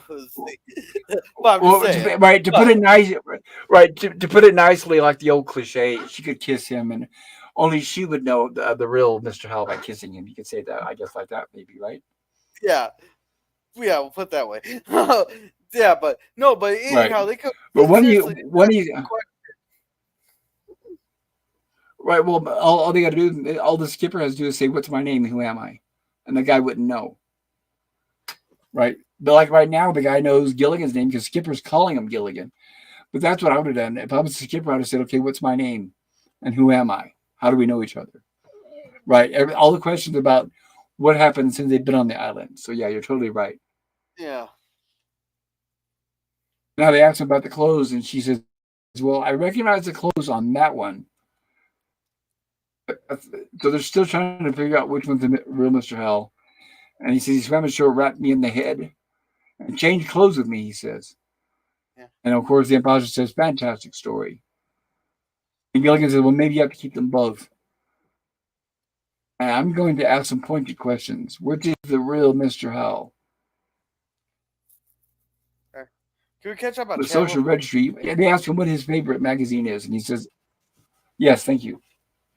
Daniel Good says, idea. "Yeah, I saw that clip where the Japanese soldiers fought Marianne. Yeah. Way to go, Ginger. Skipper. Oh, well, Gilligan's arms would have gotten tired anyway. And Oh, they're talking Gilligan's about Air, the airplane. yeah, Gilligan's Airlines would even worse than Gorilla's Airlines. You mean That is Kuroga true. I Air? would not trust you. Right. Gorilla Airlines has a spotless record. And PvP says, think sailors on sailing ships ate hardtack too. Yep. All right, we're all caught up. Thank you. So they asked the imposter, "What is Mr. Howell's favorite magazine?" And he says, "The Social Registry. You might even say it's our family Bible." Yep, that's Mr. Howell, all right, says Gilligan. And then Mr. Howell has another question. This one is tell me. And he asked him about the New York Stock Exchange, and he got the question right. He says, "Yep, that's Mr. Howell, all right." Very, very cunning. Now, if you had to give up one thing, with money or Mrs. Howell, which one would it be? And he says, "My money, of course." "Oh, Thurston, it is you," she says. "No, it's not me. I mean, I'm not him. I'm me," he says. And he's getting frustrated, and he starts to walk off, and then the radio comes on. A special report here on the radio. Here comes the professor with the radio. "Mr. Howell," he says. "Good heavens. Well," and now is where they find out that the imposter, I don't remember the exact words, and professor says they're talking on the radio about the imposter, about one of you, anyways. And the radio says from a reliable source. But here's where the Notice, people back on the mainland realize that he was an imposter. Sorry, go ahead. now the professor didn't see face that there's two of them. Right, almost like it happens every day, right? Yeah, Well, the it's like, professor was aware of the imposter, but right, he wasn't shocked that the imposter was right there. So the radio announcer says that the man who fell overboard from a chartered yacht last night, when his signature was checked against other checks on Mr. Howell's account several years ago, and they turn off the radio. So here's where they figure out, that's how they found out that the guy was the imposter. His signature, of course, says Mr. Howell. And when they hear this, the imposter immediately takes off because he knows he's been caught. And they all go chasing after him. And there goes the imposter. So apparently the lifesaver is back in the water, and he grabs the lifesaver and starts heading up towards Hawaii, we imagine. And there they all go chasing after him. "Oh, let him go, Thurston," she says. "That's right, Mr. Howell. Even if he is rescued." He says, "Yes, but he's got my wallets in the back pocket." So Mr. Howell, of course, still goes after him. Now everybody's chasing after him again. They drag him back. And of course, we have them listening to the radio and the announcer. "On the curious rescue at sea this afternoon, the unidentified survivor wearing a life preserver." And this is where they're off. I thought it was odd because he says that he was still carrying an empty champagne bottle and the shoe, which he tossed those aside when he first arrived at the island, was plucked yeah. from the sea by a native fishing boat. No one seems to know who he is or how he got there or anything else about him. And Mr. Howell says, "Well, of course, it's the imposter. How many people are floating around the Pacific Ocean?" "Now he'll send back help," says Gilligan. "No, the skipper's right. He's not going to do that because he's not going to want to get caught, of course. This fellow is wanted by the police," says Mr. Howell. "He has to shut up or go to jail, that scoundrel. Though I must say, I admire his attitude about money. Very healthy." "The guy was a spitting image," says Mrs. Howell. "Oh, how vulgar. What are you doing, Gilligan?" If he was the imposter, he might have painted it on. He was looking at Howell's mold as if it was real. Oh, come on, shut up. Well, if there's, how am I going to be sure that it is you? Basically, she's saying, no, it's me, it's me, it's me, he says. And we fade out. And we get our closing song and credits with the castaways. And of course, remember music by the wonderful Gerald Fried, who also worked on Star Trek TOS. He did the famous fight music for Mock Time with Spock and Kirk, among other things. But he said he made more money from this show than he did from Star Trek. And that concludes our second episode of Gilligan's Island. And that reminds me, I forgot to put the poll in the chat. Oh, there it was once again, scrambling to get this stream all put together, and I forgot to put the poll in the chat. So if you're still around, if you're still listening, please feel free to vote in the chat. Which episode was your favorite episode? The first one was called Operation Steam Heat, and that was the one where they discovered the hot steam coming from the volcano. And the second one was Will the Real Mr. Howell Please Stand Up? So if you'd like to vote A or B, depending on the first episode or the second episode. Which one did you enjoy the most? And I promise next time I will have. Yeah. Sorry, go ahead. Well, anyhow, even though I had less to talk about, I preferred the second one. That was a lot more enjoyable to watch, and I learned a few things on that. Like, I was seriously thinking that was all reused footage, which I as a money saving thing. Yeah, and I agree with you. I like the second one. Between the two of them, I like the second one better as well. It was funny. The first one was okay. It was all right. The one with the steam and the volcano and everything. But I preferred it between the two. I did like the second one as well. I thought it was a great episode. And I know it's an old trope about having a duplicate, somebody who looks exactly. I mean, we saw the same plot on Star Trek TOS, where there was two Kirks. Well, actually, we saw it more than once on TOS. But specifically where they're standing next to each other saying, no, that's the real one. No, that's the real one. I mean, we saw it on TOS, or we even saw it on Star Trek 6, The Undiscovered Country.